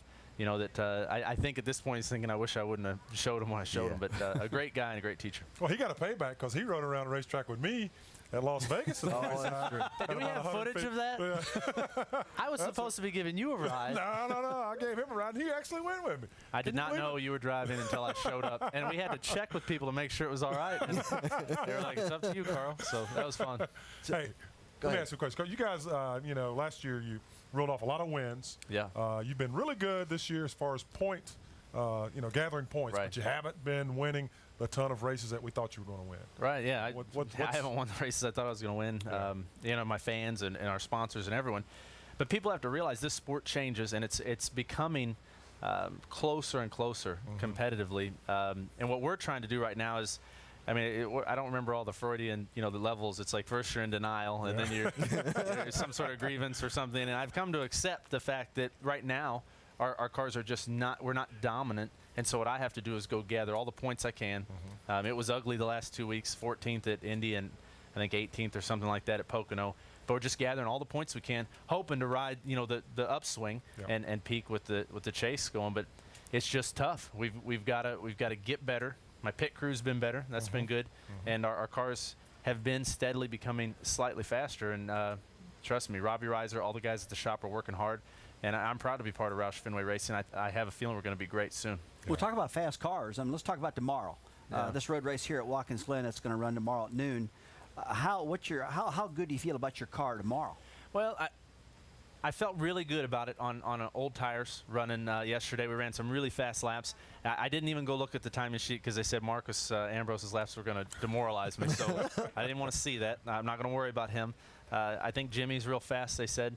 But, really, to me, it comes down to your strategy is number one here. That's number one. Then number two, you just have to be fast enough to race with those guys on a long run. And I don't think anyone knows how their car is going to be 15 laps in. So, I've always been best at that part of this racing, and I've just got to rely on that, and hopefully we'll work our way to the front. You got to come from 33rd starting spot, so you do have some work to do. Yes, thanks for reminding me. Well, 33rd. We're a full disclosure network. Yeah, hey, we've done it before. We can do it. Yesterday, Dan Stillman, all the guys did a good job with the strategy and got us up there from 11th. And but it is what it is. We just got to go do it. But talking about all weekend, the double file shootout style restarts going down into turn 1. You got some experience with that in the Nationwide Series race yesterday. You were lined up behind Ambrose, in fact, on those last couple restarts, trying to get second and maybe first away. What's it like, and what's it going to be like? It's really tough here, and I know Rusty would probably agree. When you go down on a restart here, and the cars are all bunched up, you don't see the same marks that you see by yourself, and you end up having to be very cautious. Last year, I drove right into Clint Bowyer in the Nationwide race, not being cautious enough and braking way too late. So I think that's the key is just to be cautious. And I think if everyone does that, makes it through the first corner, it'll be good. So that's tomorrow. I'm sorry, I was just getting a little instruction from the producer there about the fact that we're going to go off the air here in a few minutes and go to some bonus coverage from Pocono last week. I thought you were mouthing something to me. No, and I was like, Alan, I can't talk and read your lips, dude. Yeah, a little TV backdrop here, Carl. I got a button. I can talk to the producer off the air when the camera's not on me. So this is crazy, folks. I'm telling you. But you know, it's not a talk. We don't have a talking duck in here yet either. So just we can get one. I got people. Trying to help you out there. We got a duck. So are we going to see all the action tomorrow? About 20 laps to go, and the brakes are all wore out, and everybody's and you're going to bomb them down into turn one? Yeah, They're all I think gonna so. I think there's a high probability that there will be some crazy drama. Tune in tomorrow, folks, because I'm telling you, you go down into turn one, the track's bumpier than ever. It's downhill. The cars are, the brakes get hot, and I mean, at the end of practice yesterday, there was a lot of axle hop. Yeah, right there. See where that golf cart's going? Just like that. You don't want to be that far out, though. I don't want to be that guy. I don't want to tear up that Zippo, logo there. But it could be exciting. I guarantee it. As long as this weather holds off, I think we're going to have a good race. We were expecting the weather to hold off today, and it just wouldn't pass through at the end. Let's see. Look ahead briefly. Next nationwide race next Saturday in Michigan. A thought on that? We won it last year. Yep. The Planner's car. It was good. If I win it again, I will not leave my helmet on for the backflip. That was really bad. But that should be good. Dan, the guy, said we've got a great car there. And Michigan's always a fun racetrack to race at for me. And means a lot to be in Ford Motor Company's backyard, Roush Fenway's. So the big three that are up there. You guys probably got a little extra step when you want to go up there and kind of show off in front of the motor companies, right? You know how it is. They're all there, and they want you to do well, and it feels good to win there. That's for sure. That's next weekend. First, you got to finish business here at Watkins Glen. Yes. Carl Edwards, thank you for taking the time. We appreciate it. No, glad to be here. Best of luck getting from 33rd to 1st Thank you. Monday. Thank you. Well, I mean that sincerely. I appreciate it. Thank you. Gonna be tough. Yeah, come on. Somebody's talking to me about the Red Sox. I gotta say, go Red Sox. You guys drives for Roush Fenway Racing. You can't pull that nonsense with him, people. All right, Carl. Thank you for the time. Truly appreciate it very much. Good luck tomorrow. Cool. Thanks a lot, guys. So again, the race, the rain just never let up on this Sunday. Even though we could see the end of it on the radar, it never stopped, and so the race has been postponed until noon Eastern time on Monday. You will see it on ESPN. The full 90 laps. The weather forecast is good. In fact, it's supposed to be hot on Monday. Wow. So that'll be interesting. And that is tomorrow here at Watkins Glen, noon Eastern time. So coming up next, bonus coverage of last week's race from Pocono. We're going to pick it up a little bit late in the race. Remember all the wild action there were with all those restarts and the scrambling and stuff? We're going to pick it up about 2/3 of the way through the race and show you that from now until the end of our scheduled airtime. And don't forget the baseball tonight here on ESPN. Yankees and Red Sox. We'll see how that one goes. Red Sox. Come on, Red Sox. So the rain wins today. The race is at noon Eastern time on Monday from Watkins Glen. Second consecutive Monday of racing. Thanks for hanging with us, and we'll talk to you tomorrow from New York.